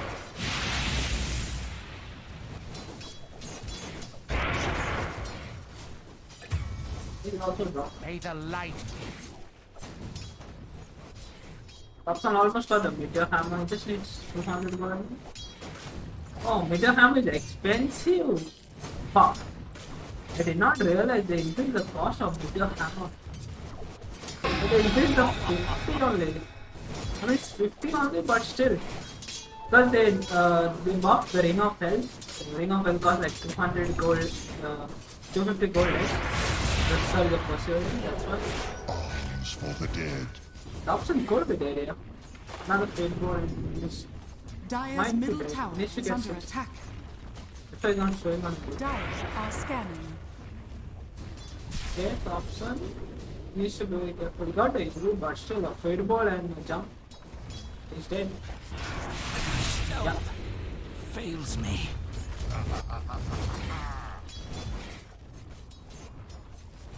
Dire's middle tower is under attack.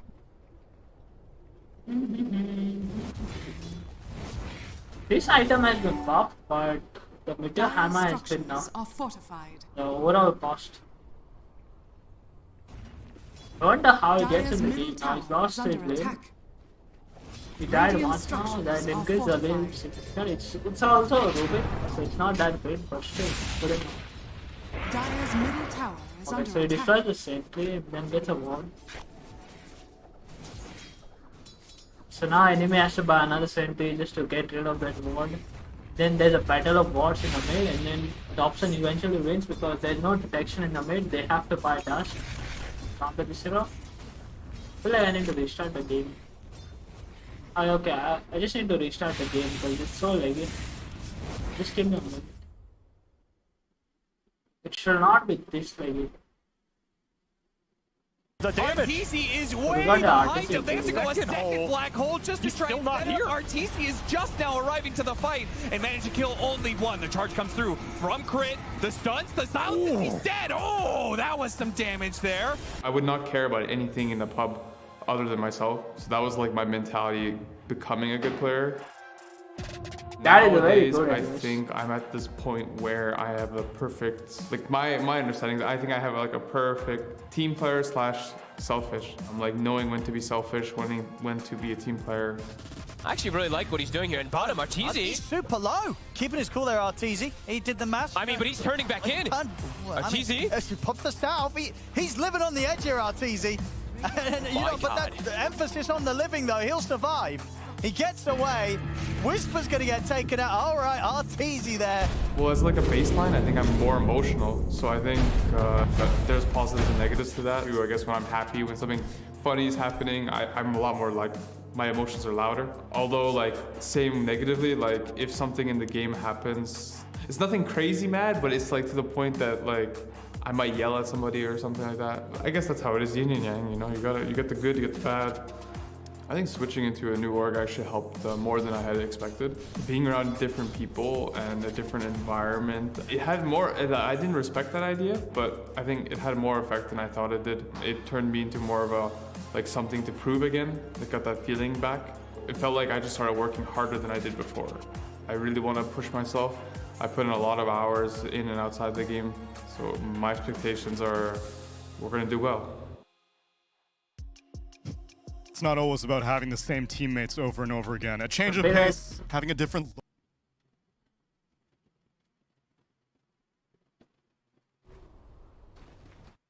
I just need to modify the title. Just give me like 1 minute. Shopify revival message.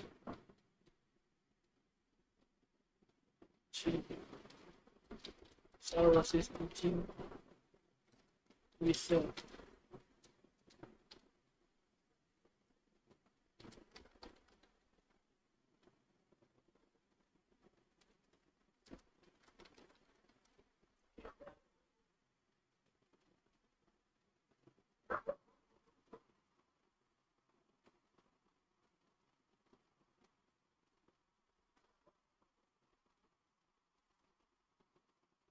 Was the person going in first?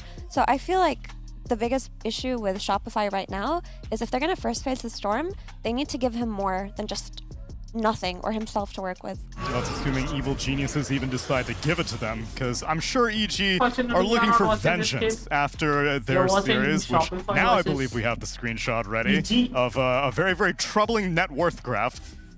March 4th, 2023. When did EG last throw? It was against Shopify Rebellion at the Lima Major in front of a home crowd. It was at a 20k experience advantage, 15k net worth, which doesn't mean much in 7.33, but in 7.32 Send, this was a precipitous drop. Yeah, I mean, there's a little bit of missing context here with, you know, what the drafts are, etc. Yes. Was this an Alchemist draft? Like, okay, how much is 12K really then? But just remembering back, it definitely felt like a game that EG should have won. And yeah, it always sucks when you lose big games like that, especially in front of your home crowd, right? You want to do your region proud. You know that you've got it. I feel like this is a team that when everything clicks, when they're at their A game, they can make top 3 finishes at major international tournaments. We just haven't seen that consistency through the entire way.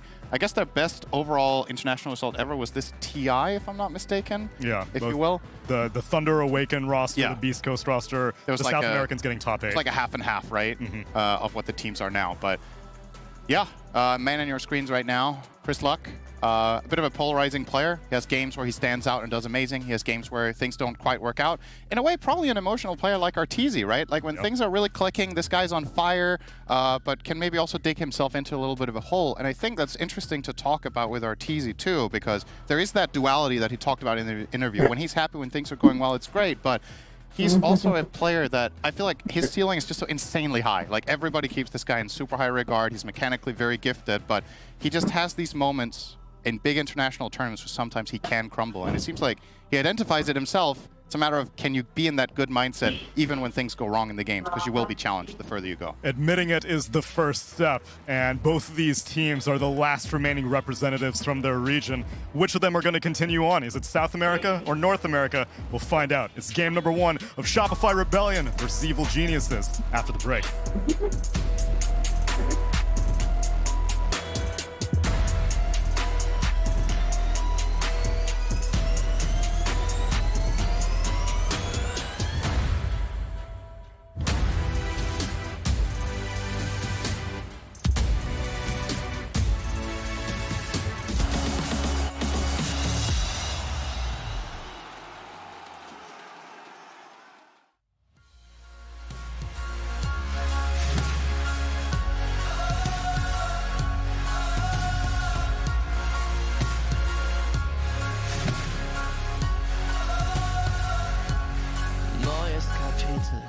Weißes Papier, Seite um Titel, Mitte 20 und hier, Zeile für Zeile, offener Blick, find nur beim nach vorn sehen. I think we need to pass the time, wait like 5 minutes. Doch wenn's irgendwie nur eine Plattitüde ist, oh, we need Dota and Dota again. hält man ihn fest. Und wenn ich's richtig sehe und verstanden hab, dann sagt er selbst, wenn man ihn ziehen lässt, ich geh einfach nur los, irgendwohin, auf jeden Weg. Ob klein oder groß, wartet ein Sinn und wir haben's erlebt. Nein, ich hab noch nicht genug, wart mal wieder auf die Flut. Schwimm oder schwimm, Leben ist Leben, Leben ist Leben. Solange sich alles bewegt, solange sich alles bewegt. Lieber neue Gedanken, aufleichen sonst, statt ewig wie gestern. Mit den alten Bären, ohne Spielregeln. Der Weg ist das Ziel, kostet die Welt dann vielleicht gar nicht so viel. Und auch wenn manches davon sicher Plattitüden sind, man fühlt genau, wenn es stimmt. Ich geh einfach nur los, irgendwohin, auf jedem Weg. Ob klein Yeah, we are watching Thompson Wicket. wartet ein Sinn und wir haben's erlebt. Nein, ich hab noch nicht genug. Wart mal wieder auf die Flut. Schwimm oder schwimm. Leben ist Leben. Leben ist Leben. Solange sich alles bewegt und unter mir, da hör ich die Sirenen singen. Ein Teil von mir wird gern gleich hier zu ihnen singen. Doch ich widersteh, hör auf mein Herz, ich werd nur kurz zum Abschied reden. Und dann einfach nur los, irgendwohin, auf jedem Weg. Ob klein oder groß. Dire's top tower is under attack. Radiant's bottom tower is under attack.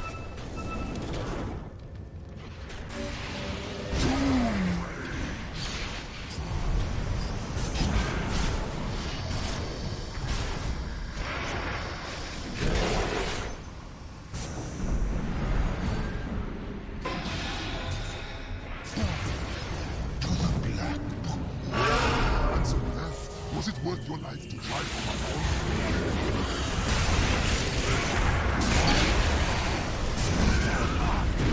Was not enough.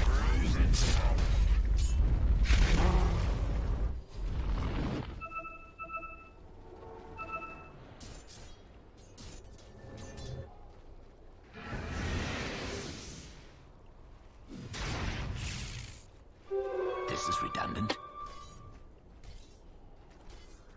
Okay, Thompson is very far behind.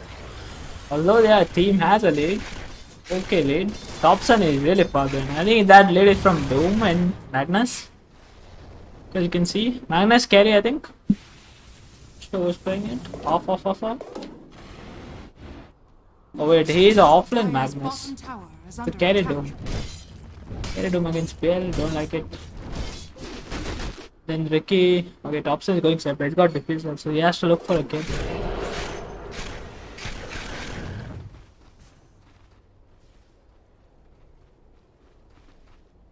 Death's bounty.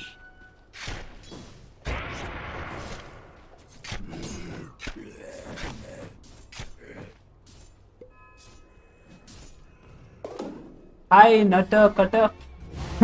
Nice name.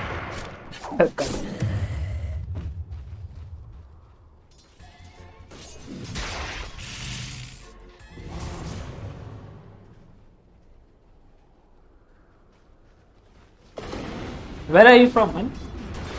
Where are you from, Nutter Cutter? Okay, it sounds very funny with my accent. The Storm Solomon, I changed and oh nice. Oh hi Solomon, what's up? How is your studies going? Nice name by the way. Okay. Don't you have school tomorrow?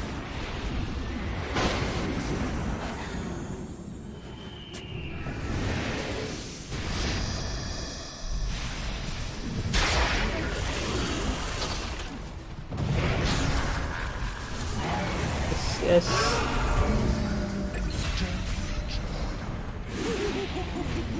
When do you have exams, bro? When do you have exams? Oh fuck, I forgot it's holidays, right? It's May. But I always like your streams. Thanks, man. And you are one good buddy. July. But don't you have holidays? It's May season, right? Solomon? It's May season. It's like you're supposed to travel, you're supposed to grow your plantations, trees, coffees.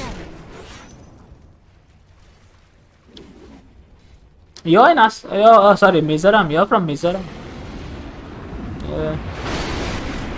From Mizoram, right? So spring is over. Which is your board then? Radiant's top Like, tower is under attack.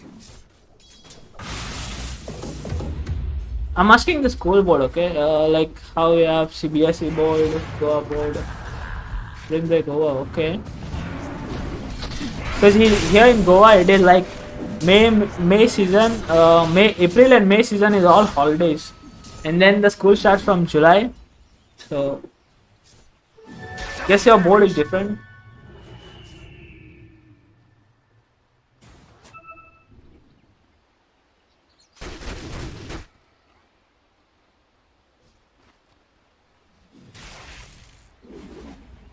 By the way, which standard are you, man? Now, I think I did not ask you that, right? I would have known otherwise. Which standard, bro? I forgot, I guess. Solomon.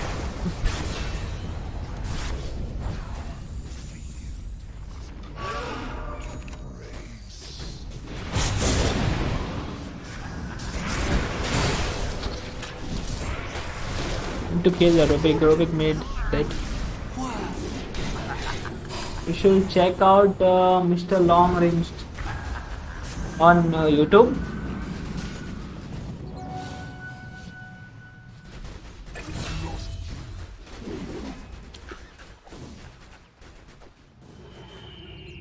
Bro, I asked you which standard. I think new YouTuber. Okay. Okay, Long Ranged. Oh wait, the game has started. The Shopify Rebellion game has started. Pretty surprised We that need to watch Shopify that. opted for the Rubik instead of the Doom, which is still left in the pool. This is probably It's the still long first time range, I've eh? seen Doom Is get that it your in the friend first or someone? phase in like the last 5 series that I've watched. So I wonder what the logic was, but maybe they just wanted the Rubik and they wanted to bait out the Doom and potentially close it with something like their Terrorblade. We've seen that be effective before. But EG Suleiman, just is went that in your a friend completely or different someone? direction with You know? Museum. Yeah, Saberlight had pick of all Wait, I will of his check it out. offlaners. Like, I I'll think we open the see new them tab. often get banned out a lot in first phase, but this game, none of them were. Like between the I have to Underlord, sleep. Doom, Okay, okay. and Beastmaster. So I think they Okay, just man. decided, or maybe they Yes, just felt like Suleiman, EG weren't gonna highly prioritize these heroes, so they could So have a good night. Take care. all 3 man. in, and then take which one they felt Okay, was okay. best for their game on the last pick. Okay, I will That's what check EG him out. took. What do you make of picking Underlord when you see Monkey King? Like, this has been a counter pick for other teams. Yeah, I will help him. I think it goes both ways a little bit. Still just long a tiny bit, range. because you have obviously a rough lane, but at the same Still time, long if you have range. like a strong four with him, it's not like the worst thing in the entire world. And then you can have your ult gate just giving Rampage so it much came. mobility and usefulness to the mid game that Monkey doesn't stop you from doing. And also you can like break his trees with the gate too, which is pretty nice. So I would imagine that Shopify are considering starting with a Trilane versus a Monkey King. We saw Tundra Thanks. do that He to plays effectiveness Walden. Yeah, okay, yesterday. I got him When they 42 see that subs. there's a slightly unfavorable matchup, they'll just like park both supports there for the first I few levels subbed him, and then man. leave. Thanks. And perhaps it's Shopify that just value the Underlord more than anything else in this patch in terms of what it gives you in map. Thanks for play. tuning Like, in, Sheep man. talked about the gates and Have a how good much night, Sid. mobility Bye. that provides, but also in terms of all the aura buyers left of the offlaners, Underlord is the best one at carrying the Crimson card. He's the best one at buying the pipe. He's the best one at buying the Greaves. So potentially Shopify just feel like they can have another solution for the Monkey King through the mid lane. Also, EG primarily give Matthew the Monkey King. That's been their favorite spot. They'll give it to C-Smile on occasion also. So do you still consider Underlord Monkey King, that matchup, to be as favorable for Monkey King if it's a support Monkey King? I think it's way more impactful if it's a core versus core matchup, but I think Pakaz plays a great Monkey, so I wouldn't, if I'm Evil Geniuses, I'm not really worried about that. If anything, I feel like Shopify are the ones that, by picking this, kind of have to adapt a little bit. They're still banning out the carries, so maybe they're confident that this will be a 4, but I don't think EG will shy away from it. And it just makes me think, okay, this whole situation seems like a big bait. Like there's some sort of pick coming out. Once EG commit this Monkey King to 1, that's going to make it all make sense to me. Where it's like, okay, you're giving this Monkey King the great matchup against Underlord, but now you have the hero against Monkey, which could be something like an Abed Bat Rider, for example. But I don't know if we're going to see that come out here in the second phase already. And that's what I would imagine, some solution for the Monkey King through the mid lane, because sure, they've had Matthew play it, but they'll flex it to Matthew when they feel like it doesn't have any good matchups or it's countered too much. But this is such a great pick for EG because they have 3 players who are comfortable in it. Chris Luck is a level 25 Monkey King.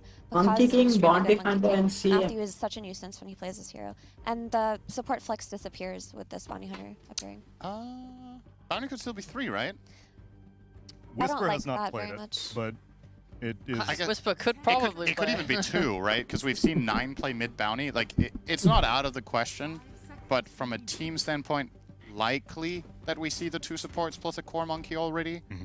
But it's not 100% locked in, so... I mean, it looks like a good Oracle game again. No, the push to remove the CM, a Frostbite also. We talked about how Shopify The save is there from Monkey King Alter also. Underlord a little bit more, given Good that against he's going to Bounty be Hunter, learning you his get a Monkey root, King, so Bounty it Hunter doesn't with feel Blood safe. Grenade and his stun can play Just well roaming into around tournaments. pinching you. I think that's the idea that is going for them here. Ember remains in the pool, and yet Sheep, they're opting for the Void Spirit. Seems like this Purple Boy, Universal Boy stocks are rising over these past few series. I've seen him I mean, I feel like every single mid player in Dota 2 Pro Play loves Void Spirit. It's like one of those Yo, fun Mr. heroes. Long. They're always clamoring Yo, around. Mr. Long Can't wait Range. for him to be back in the meta. Dude, Hey, I Ember's just like subbed you your because replacement of Void my Spirit. Void friend Spirit feels Solomon. probably nicer than Ember in Natakata a way. Just suggested in terms me. of the flow of his combo. I like don't what play he can do, and Warzone, it's so but nice. You get this Dagon, you go think I'm gonna learn bursting from this you. poor Crystal Maiden, Pull she's it. gonna be sobbing. I think there's just a niceness to Void Spirit that makes your initiation so clean and easy. In that you can hear play me, right? Ember, right? You just have the Yeah, okay, chains this and is the what- locked down, but Void Spirit's a little bit more. He's got that slow, he's got that pull, he's got actual stun. It's not just that. Thanks for the sub, man. This hero Thanks for the sub, benefited Mr. greatly Long from Range. being shifted to universal. His base damage didn't get nerfed, and same now here, he bro. has a different itemization path open for him, which is what we've been seeing the last few days. The Echo Saber. I would suggest you to post more reels to get more exposure. I think that is the way to grow, but recently I have like did very less, but I'm kind of busy in doing something else. But that will be my tip for you to grow your channel very fast. Just post reels. Although they pick a hero, Just share your name. abused as Shadow Fiend. How do you like this matchup? Oh, I should. Stand? Yeah, Suleiman is doing the middle part, I think. I think the hardest matchups that Void Spirit has in mid are against ranged heroes that can constantly stay. He's a nice guy. So, like the worst ones that just come to mind would be Huskar, Shadow Fiend, something like Veno, which basically no team really plays mid because sure you win the lane, but then what? The game. Viper, you know, all of these stereotypical heroes can be really rough for you. Shadow Fiend is probably the one that Chris Luck feels most comfortable on, and that has the best overall scaling possibilities. Thank you, man. Thank you for the sub, This man. does pigeonhole them a little bit on the last pick. I feel like they have very little in the way of actually initiating setting things up right now. One team has Void Spirit and Rubik and a Pit Lord, Pit of Malice. The other team has, what, Monkey King Stun? There's no real catch on the side of EG, so I would like to see them try to set something up that can enable them to find these track kills. I'm sure the idea is Bounty will give vision through invis, he will stun you out of his invis, and Monkey will like be connecting, and then they'll just kill you like that. They have like one more hero to pick. Thanks up once again, Mr. Long Range. Thanks for the They sub. can do some smoke with like CM plus offlaner, for Hope example. you are enjoying and then Dota. run that and You're connect watching. in that way. That would probably be the ideal way for them to play. I feel like this is like the best game in the world with the highest esports earning in the game. In the world, actually. You could think Dota is the highest esports earning game in the world. With the Bounty Hunter And and it's- Monkey King, but you're against Oracles. Do you want that? So I was It's looking not at that Darkseid famous before also, we despite went being the to #1 ranking in the esports earnings. But for the most part, Dota is still not that talking about famous as other games are. tri-lane strength coming out of EG, I know so for 500, I yeah. don't necessarily think that they have to I pick feel like I something can grow synergized very with the fast by posting going to play this like reels, but I'm not doing that because I'm kind of busy. I would really suggest you to post some reels to grow it fast. Like if you try to stream, you're not gonna grow that fast compared to how much you're gonna grow by posting shorts. Oracle now that's gonna nullify like all of that magic damage, and I'm not so confident. I would suggest you to post more shorts. Like just keep posting, like do it for like at least try to do one per day, at least minimum one per day. But maximum I would suggest you go for 20 shots per day, and I would say you will grow very fast. There's potentially a Luna still. Very which fast. Would feel good when you don't Compared see to the enemy offlaner. streaming, just streaming. Like stream give if you're I don't know how good Warzone is, I've never played it. But if people are watching, you can grow like 1-2 subs per day, or even more. I don't know how popular it is. You can be exploited, right? So you theoretically have a lot of damage, but the carry needs to push you over the edge if you want to play aggressively. And if you want to play defensively, you need to be careful that your lane isn't too weak and just becomes susceptible to getting. They got Oracle, man. They got this hero. These are heroes that are picked out of 120 heroes. So I'm trying to explain to you the game now. So they're like 5 heroes in both the teams, and they try to both kill one building. That building wins you the game. I think it's decent, and it makes it hard for EG. That is basic Dota. Side lane counter picks to troll like Veno or Battle. Defense of the ancients. That is Dota. They cover each other. That is the full form of it. Defense of the ancients. Dota. What was the other one you mentioned? In 2. It's like the second one from Dota 1. Wraith King's pretty safe. Could be alright. It's much more added graphics and Like some Monkey big map because changes and everything. I like Wraith King a lot when he's picked when there's a lot of like single bursts. Like we doom you, we use massive ults, and then you come back to life. But Monkey, you just kind of respawn inside of his Wukongs, which doesn't feel that great. Okay, there's Sven potentially then, if you think that the Warcry armor could benefit versus the Monkey. That sounds fine. Sven's maybe the best actually. Okay, for Shopify Rebellion, they need a carry. Stun, so he has a little bit of offensive potential. So SF, Monkey King, and which other heroes are there in the pool? Draw is there, man. They can pick Draw.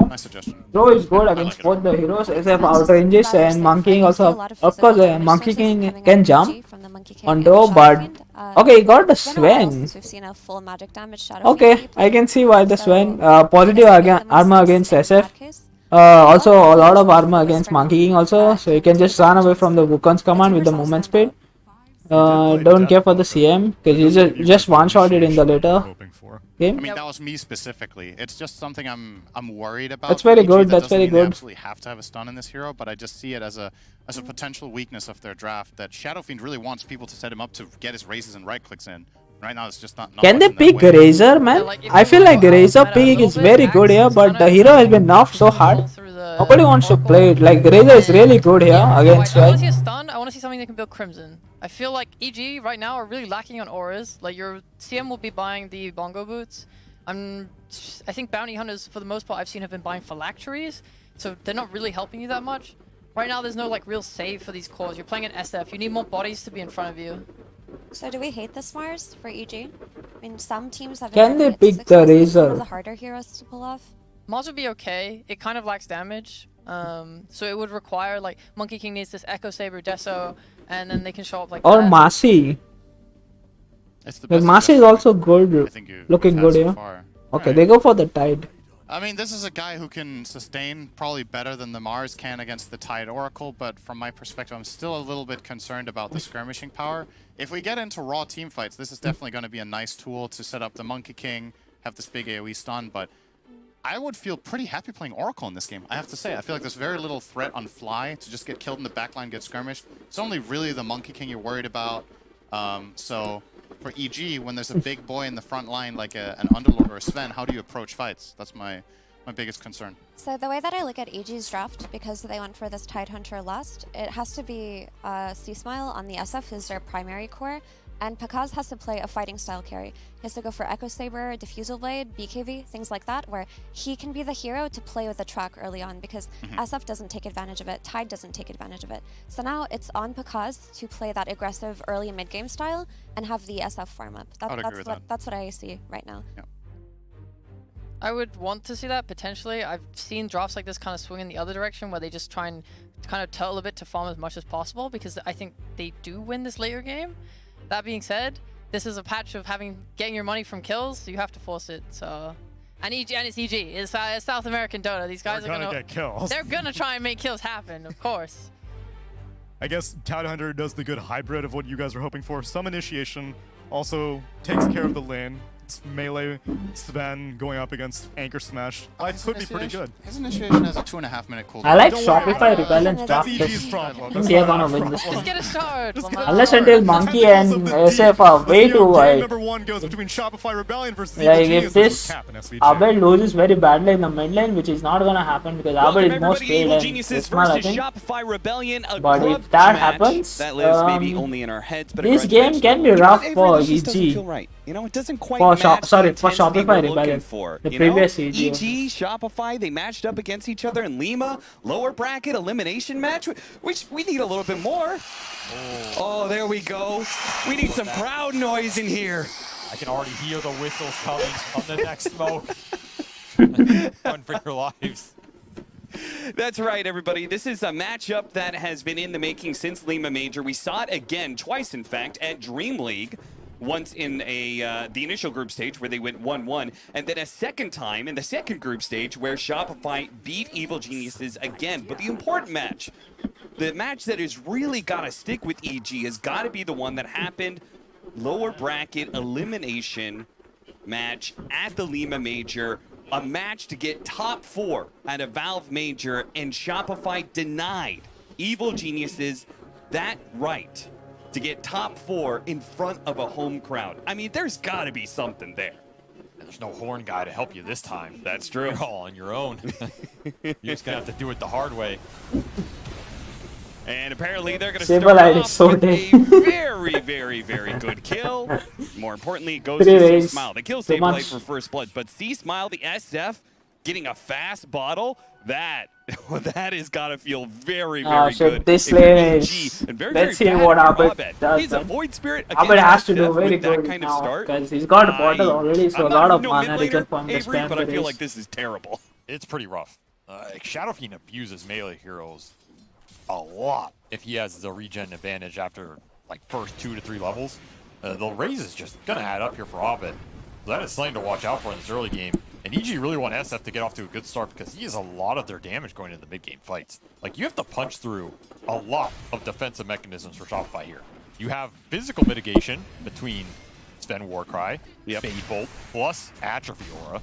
This Rubik Underlord was actually a combo going back to TI where you had Wraith packed on top of it, right? It's like, oh yeah, it was disgusting. Those are nice right clicks you have for 5 damage. And then if you're trying to deal magic damage to get around those physical mitigation auras, well, you have Oracle there to give the new Fate's Edict, which, hey, you throw that on Sven, he's not disarmed. He has 5 seconds of spell immunity, basically. So there is a disgusting amount of sustain from the Shopify lineup and a lot of auras you have to punch through. So you need your damage to come online early. You need to come online hard if you are EG here. Oh, RTZ. Strong lane phase is what you're looking for. And Matthew, he's off to the races. It really is. I mean, we said this bounty hunter is super strong in lane, and a gush and a hit like that for the bounty hunter adds a lot because getting low here, going to be tossed away, hits the boundless strike for a little bit more, and it's going to be the frostbite that maybe gets the kill on Crit. No, we actually still had a fairy fire. Panda will similarly get away, and he was stalked on regen. That man had 4 tangos and a salve still to burn through. He's ready to play this lane with Picasso right here. Just boost him up through the tangos. This Monkey King Underlord matchup, it's pretty nice for Monkey. I mean, the lane's good, but also I feel like Monkey is one of the few carries who can gain bonus damage that can punch through those defensive auras here. Yeah. And Shopify gave it to him. They were not afraid to play this matchup. I think the early game will be fine. My biggest question is Picasso gonna have a big enough staff to swing when we get into these later fights? Like, that's a big question. This Monkey can sometimes have issues getting from the 3rd to the 5th item around that territory. First 1 and 2, fine. You can go and skirmish, you can brawl. But what is that late game going to look like for EG, and how much does it shift the weight back to C-Smile in that mid lane, who is still having a pretty damn good start here after the first blood. Abed has done a nice job maintaining CS, but this is like the big window where I expect the lane to maybe get harder. With level 2 to level 3 raise, how much damage can you get done? C-Smile is actually going to go and secure the bounty rune, and I assume TP back to lane. So he'll miss 1 or 2 CS for this. Usually I feel like it's just 1. Oh, he actually doesn't TP. He's going to walk back. So this is a long walk. Yeah, he may miss a 2nd CS here, which is a bit awkward, but I guess putting a lot of priority on that bottle refill. I mean, this tells me if you're willing to miss these 2 CS, you better just be spamming raises on Abed. The second he comes in range, just start chucking him out, because you have a lot of extra regen now. You still have double mango. Kill threat, always a possibility, especially with the bounty roam. How much does Matthew want to stay off the map? How much does he want to commit to Whisper down here? Already Ring of Health up. I have to imagine this Tide is no longer under threat. And I feel like that's time to just give him solo XP and roam either to mid or to top, where these kills are. Now the toss back, but they have the frostbite on him. He throws the blood grenade before he dies, but it's not going to help Saberlight get a kill. Just help him walk away. Matthew is instantly into mid. Raindrop up for Abed on top of Stick Fairy Fire. He's very tanky here. Is he tanky enough? Gets the stun on him and will secure the water rune for himself. Matthew is going to get hit by the Dissimulate. The Purifying Flames, maybe they can get the kill, but no, he gets back. And that's pretty sad, because that just means, I mean, Abed, I watched him tank three raises earlier, and he had to burn through a healing salve. Now he's been given a bottle refill, and then another one off the support TPing, and they're doing everything they can to make sure Abed can survive through this very crucial part of this laning phase. The old tri-lane mid? Yeah, pretty much. The royal treatment, also known as the It's queen treatment. 1-2, and Abed gonna wait out those raises to make sure they're not stacking up anymore. And Matthew won't get an opportunity to immediately pressure Abed, but boy, C-Smile's doing it just fine by himself. Yeah, now he's building a net worth difference off that boots. Adds to this kill threat impact that is just forcing Abed off the waves and burning through regen. You have a level advantage, really pressing it here. Now to keep this going, you have to dive the tower, which does leave you open to rotations from Shopify. And the big question is, I want to see Matthew get involved in a lot of these early kills, because if you linger too much around mid, sometimes it just feels forced, it feels obvious, and you do have kill threat top with this Monkey King versus Underlord matchup. Yeah, I mean, it's a lane that's already winning, right? You add a stun into it, and you certainly can have more kills. Yep. And we have seen these Crystal Maiden duos wreak havoc in terms of the early double roam. Free Jingu. Get some good damage on him. Might be enough to kill him because actually tossed into the tower range. Takes a lot of damage on its way out. Will be able to jump to the trees, fly. Looking at Panda here and will be able to get it. Fly secures it with the Purifying Flames. Because dropping back down, gets the Jingu stacks up, yes. We'll have to wait out 10 seconds for a Boundless Strike reheal. Trying to bait off the Fairy Fire Lotus here. Like you said, Boundless Strike up in 2. They're going to look for the support kill. Or he trapped himself. Jumps down from the trees. Gets on top of Crit. Once again, trying to get the toss away. Pakas. We'll leave Matthew to be traded, though. Looks like a lot of stick charges, though. That's going to be a heal for the road. Yeah, it really is. Why teleport? Oh, Abed, double jump to be able to secure the kill on Bakaz. Is he actually going to get it? One more Astral Imprisonment. Come on. Frostbite. Oh, he doesn't have. Oh, he used both. Certainly not enough damage. Bakaz He is pretty healthy. He mischief dodged one of them, right? Oh, is that what happened? I think so. Okay. That's just nice outplay there. Yeah, he also had the Fairy Fire and the Lotus Flower, so there was probably a lot there that they're expecting to get. Oh, Bakaz. So greedy to go back in like this and still get caught by this rotation would be terrible, but if he gets away, it's great. Pit? No Oh, way. he kills the ward, he jumps out. Oh, man. Lotus pool. That's why you get them flowers. Yep. Boys and girls, pick up your lotuses. Oh, and look at this. The 7-minute Wisdom Rune. That's a shame. You're so focused on winning your lane that the Wisdom Rune gets taken away. Abed was actually looking to refill his bottle off of that play. He pings it out, but that ping's not doing much for him. Man, Shopify committed a lot up here to try and find that monkey kill, and they never got it. That was Arcane Rune for Abed. Twice he goes in to try and find this monkey. Oh, yeah. It looks like he did dodge the purple pop that happens from the Astral Step. This cost Abed so much. Like, look at the net worth differential, right? This is when those mid moves don't work. You get punished hard. He's 1,500 behind? Oh, man. I'm going to try again for some cheeky kill. Okay, he's got Fairy Fire, a lot of stick charges. If he can live through this, he's good. 8-minute Power Rune's coming up, though. Shopify really need to secure that for Abed. And these Fairy Fires causing him problems with the early burst. Now Crit's just, I think he's just dead here. Easy raise kill for C-Smile. Pray for the rune. It will be delivered, but not into Abed's bottle. Ooh, this is a rough early game for the Shopify mid. This is a team that likes to play around the Abed snowball, get him going. That's what Crit's picks are designed to do a lot of times. He just had nothing go his way. Even with the 6-minute Arcane. On the Arcane Master himself, the Void Spirit, unable to get anything done. Early raindrops, early Fairy Fires, early Wands. Paying off big time. And of course, Whispers just had Soul Time while all this is going on. He's been 1v1ing old Arteezy down here, so he is jacked. He's going to have very fast Tidehunter ores this game. Which, if you're thinking about Shopify's lineup, they have a lot of damage mitigation.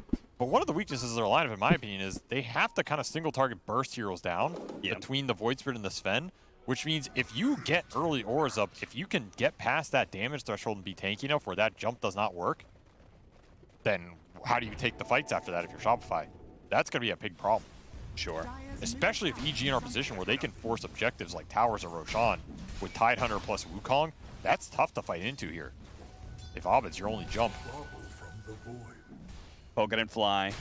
Matthew, got to be careful though. Abed continues his rotations. He doesn't want to stay in this lane. That's a good Ravage. Arteezy almost dead. One more raise. Going to be brought down by Whisper. Oh, okay, one more hit from Whisper will do. Though, outnumbered in this fight. Panda's going to help even the odds though. As Requiem Saberlight is coming. No, okay, he came canceled it. through. They didn't. Abed is in trouble. He's got no Astral Step, but he's got this. But it's not enough. Just going to be forced back. They're going to go okay, for he the removed the Diamond Jingle Tower, Master. though. He's certainly Nice. going to be caught here. Bakaz looking for more. Spot Saberlight gets cut down from the tree, but Saberlight is kind of stuck in a dead end area.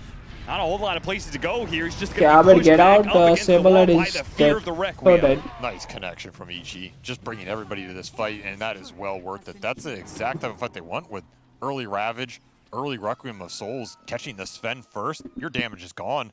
Abed again has to use so much to try and just kill Matthew there.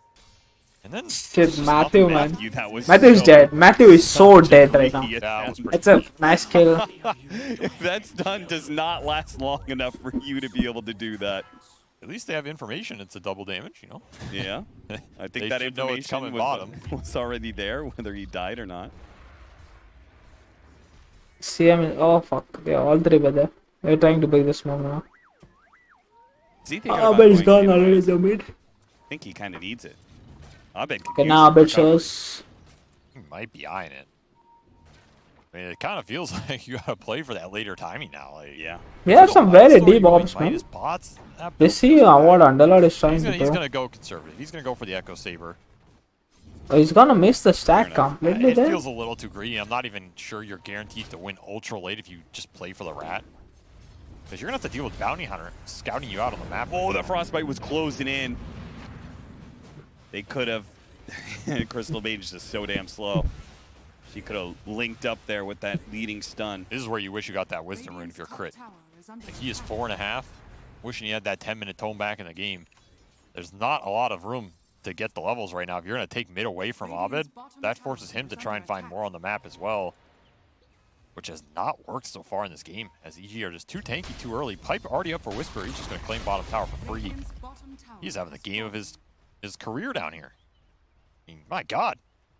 And their safe lane tower is super healthy on the side of EG. So Whisper, whenever he wants, he could come up here and take over that lane for Bakaz if they feel like it's getting pressured by Shopify. Saberlight's got Vanguard. He's going Crimson Guard next. Great hero to sit in front of tower. I just wish Saberlight goes and Nullify next. The idea of, hey, we're Just to remove that Jingo Master from that aggressive, like Monkey Shopify King. might have Like, expected, but we're just going to make sure Abed can't like get some that item just destroys Monkey King, and it's very underrated for what it does. Really good use of the Especially illusion to against slow him Monkey King. down. And oh, hey, Whisper cutting in Where's from behind. Going to get the levels this game? Do you know? I don't know. I honestly have no idea, because I would normally say, well, maybe they can get a kill, but the Spite makes getting any kills in this game. Yeah, lacking damage already. You have the old invincible Tide Hunter. That is a... Oh, you just Okay, Ravage. It's Ravage, like, okay, double Stable, you want to race, step dead. that far forward. You want to defend the tower that badly. I'm going to punish you. The minus armor is also something Shopify have to think about, just because of how many levels EG have gotten. Like, you're already looking at level 10 Tide and level 10 Shadow Fiend, which means you already have a presence point up, plus Gush. So you're getting 6, 7, 8 minus armor early, just from value points. That's nice for the Bounty Hunter Janata.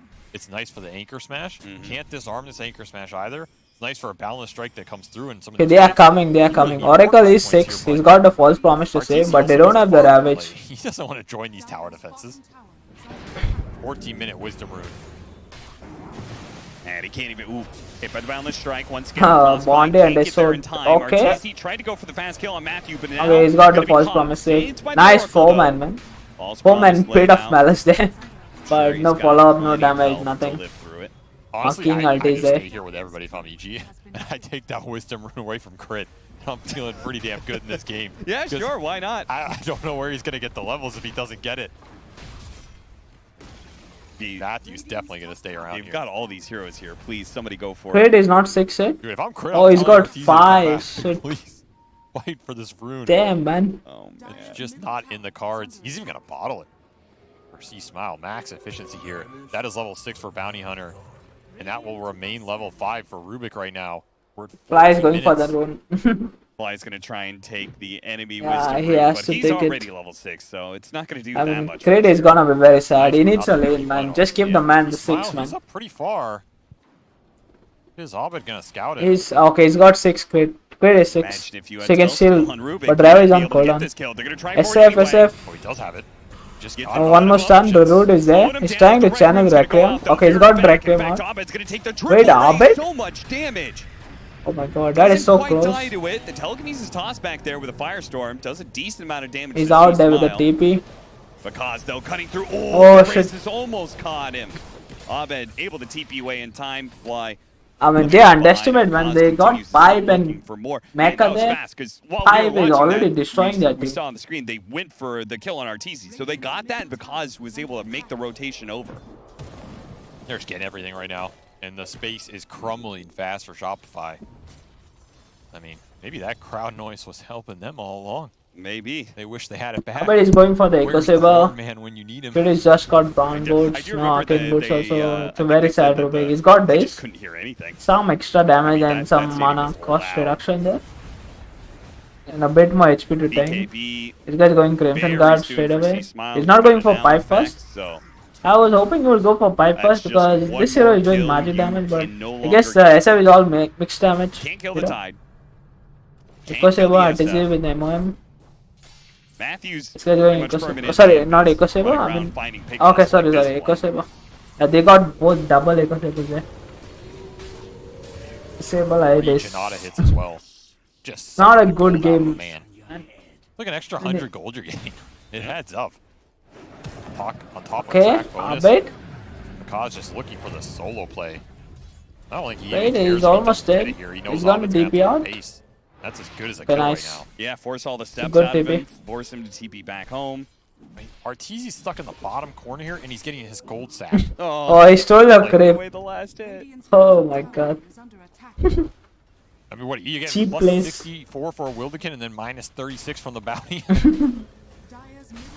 Okay, Shopify apparently want to make some big move here. Can they kill the Going Tide for the Hunter? Tide Hunter. You He's can't got pipe, kill he's a got mech, lemon. He's got Ravage. Still at the pipe. The Requiem is also To there. go out here, They don't trying have to any good disguise shields it for by that staying Rubik, behind the man. trees. Just Whisper not just opting yet. not to blow the CM is not showing. Ravage needs to be used and Requiem needs to be used. To be Use stored. God strength. You brought 5 heroes. He's got just a I don't raise, think he and I don't know cares. if it's a Man medium does not raise or give a damn. small raise. Then it sucks so badly on Good Rubik. discipline from Whisper. The thing is, you almost don't want to ravage the fights, because if you get all 5 there, you're already winning the game, right? That means Arteezy's not farming Ancients. And if they don't kill you, they get nothing out of it, and then you still have Ravage up to just run at them and have the threat. They are lacking damage so badly right now, and then this Vanguard is just showing every hero in the fight. Yeah, The game. sometimes Take a fight after that. You're way back in games. Okay, they're just poking him, man, making The things objective uncomfortable. This is the And issue mess right up now. some The group up spells. from EG is too good because of how the lanes went. And you can't really farm anywhere. Okay, he because got a Matthews boundless tag on constantly Rubik, so scouting that's some heroes good out, stun like there for Rubik. Arteezy when he was trying to jungle. Nobody is out on the map except for Saberlight's Underlord. What is the level that It's a it good took? Crimson game. No, nothing But I think supremacy. you're past I the think there's point only where one the level. defensive ores for Shopify are going Then to win this this is game like now. 10% debuff. That So is like my concern. 0.2 Where is seconds the stun damage more design for Rubik at this point? on that boundless strike. It's not going to ramp up too quickly here. It's a max boundless strike though. Massive difference in map So controls. The bounty runes 1.4 continue to to 10% just of fall 1.4 in is Evil again like Genius's favor. 0.14 man. Shopify, a That's very desperation less, smoke at this very point in less. time. And one that I have a feeling EG, they might kind of know what's going on here, Avery. And even if they don't, this is such a huge committal. It's Oz something. is out, so you're not finding anybody Rather big than here. nothing. At best, you're finding an empty gate. Oh, go through the gate. Hey, let's jump, bro. Going up Roche. Avery, you hear that? Roche is top. Oh, they're Oh, the results They Roshan. from the last major. I can't tell. Shopify, Limo they want to get flashback. here, they're going to have to go through the gate, and that is a super dangerous prospect when you have no idea what's on the other side of it. And so much AoE damage. Matthew's going to make sure. Oh, Matthew's actually going to go through the gate, see if there's anybody there. Yeah, why not? What are you afraid of on the other side? You have They're all vision going to go down through. there. You have the advantage on the map. Wait. Oh. Okay, so apparently they called it quits. Everybody was channeling that gate, and then EG's like, wait, guys, this is the throw. Why don't we just run down the lane with our fresh Aegis? There's no point in grouping up on them. Maybe also a call of, hey, Tormentor's going to be up in 30 seconds. Oh, that's a good point. Let's just take their Tormentor. Like, why do we want to go bottom, guys? I kind of like that call. Yeah. Maybe the crowd whistle gave it away. Maybe. Radiant's top tower is under attack. All right, take a tier 2, take a Tormentor. It's not like Shopify can take yours, really. It's sandwiched between a still existing tier 1 and tier 2 tower. You know, I was talking about the minus armor early. Now we have 2 points in presence, but we have Deso on Pakaz. So this balanced strike hurts. And this isn't even close to some of their peak pushing power, because then they can get level 15 at 2 levels for the SF, and you've got Presence Aura affects buildings, and then you're going to have... Is Tormentor considered a building? I think it's Setian. I wonder if the... Wow, we got the shot on Bounty Hunter. Fuck. That is too good, man. Everything affects it. Kaz hopping along the side here to Shopify. The Crimson got 0 damage. For the tower. Just back off. I said it's enough to dissuade it as EG all TP out, trying to catch on the other side of the map. They do not want Arteezy to have free space down here.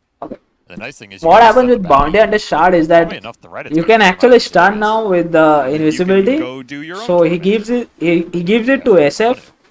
Imagine he gives it to SF and then SF stuns someone with the invisibility and then Requiems.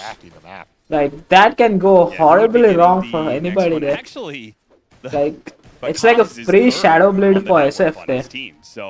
It's a free Shadow Blade for Monkey King also. So he can get the Jingo Master off because he's already got Echo Saber. Echo Saber Dazzle, so it's a lot of damage. Okay, RTC might be dead. RTZ having to run away from his base into a double damage SF. RTC is so dead. That was not the direction to run. No, it wasn't. Yeah, he should have run this side. Especially when you have an Oracle. Fly's probably like, where are you going? Trying to save you. There's nowhere to run. Crimson Guard is off cooldown, I guess. Very Saberlight. Very Saberlight, man. Alright, managed to purge off the double damage. Okay, he's done now. Got a 0 building damage, huh? Small victory. It's all the creeps. Dire's top tower is under attack.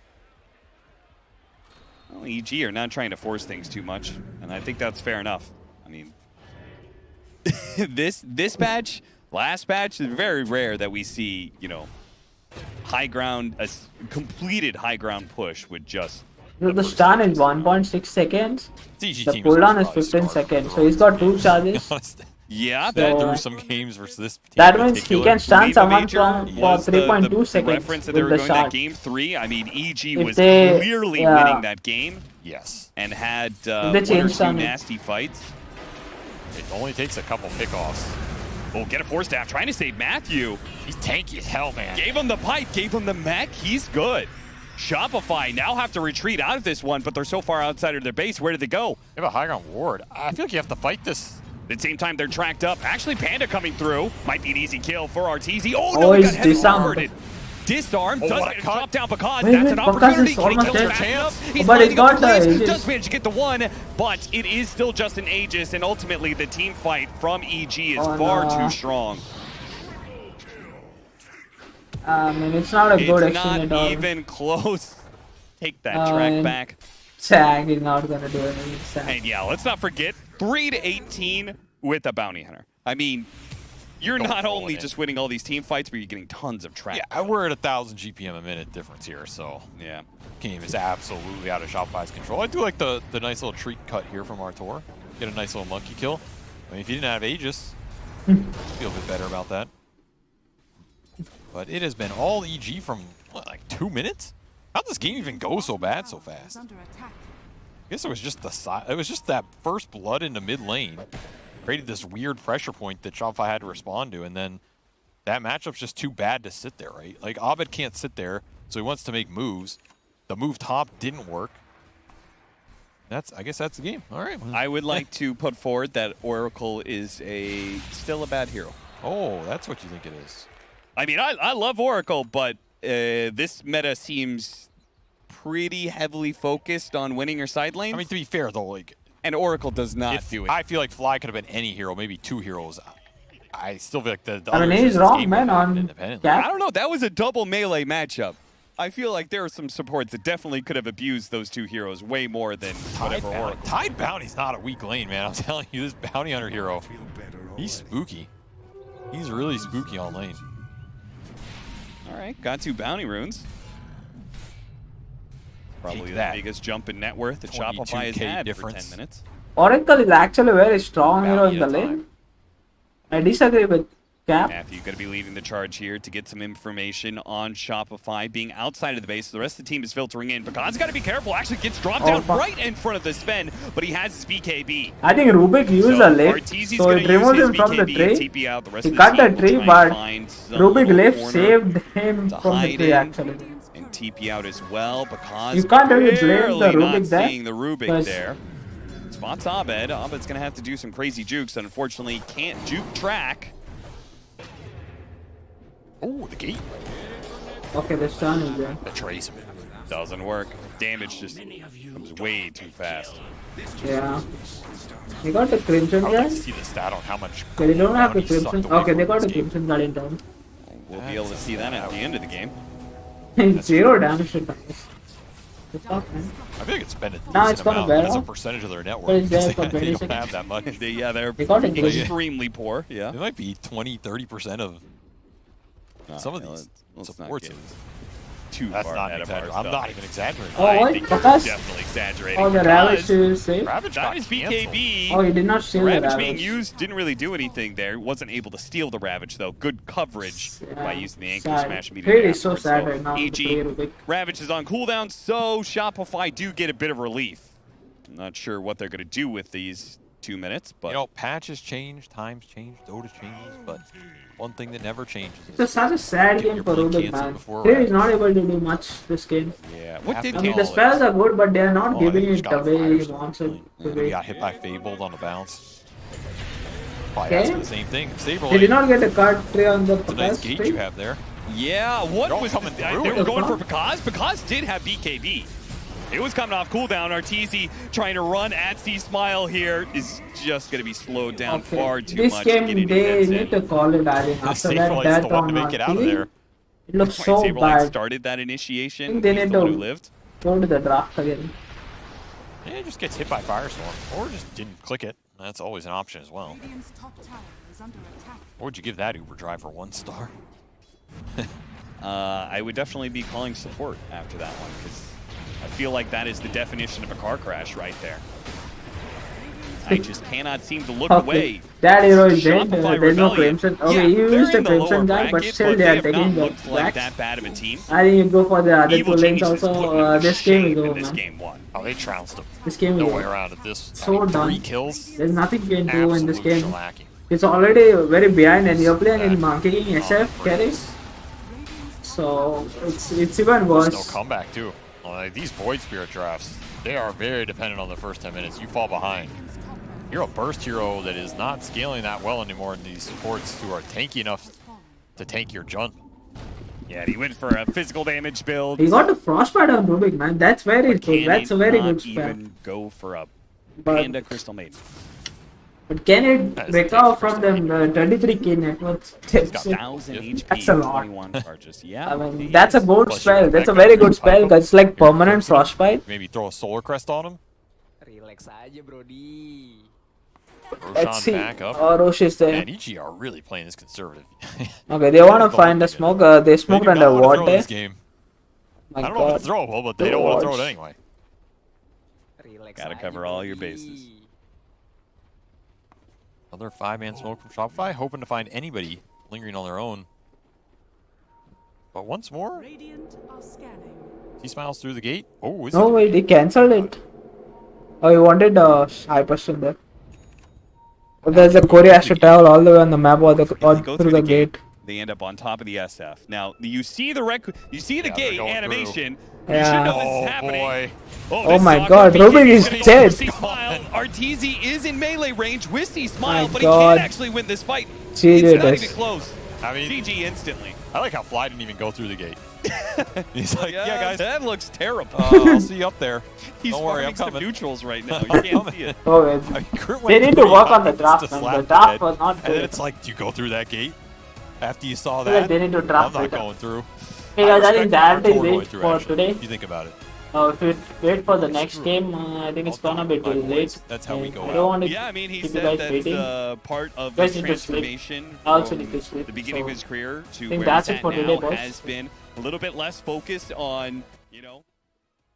I think that's it for today, boys. So thank you guys for watching. See you guys tomorrow. Have a good night. Take care. Thanks for watching. Bye. See you tomorrow. We'll watch Liquid versus I think Liquid versus Aster tomorrow. So that's it for tomorrow. Okay. So have a great time. Bye. Thanks for watching.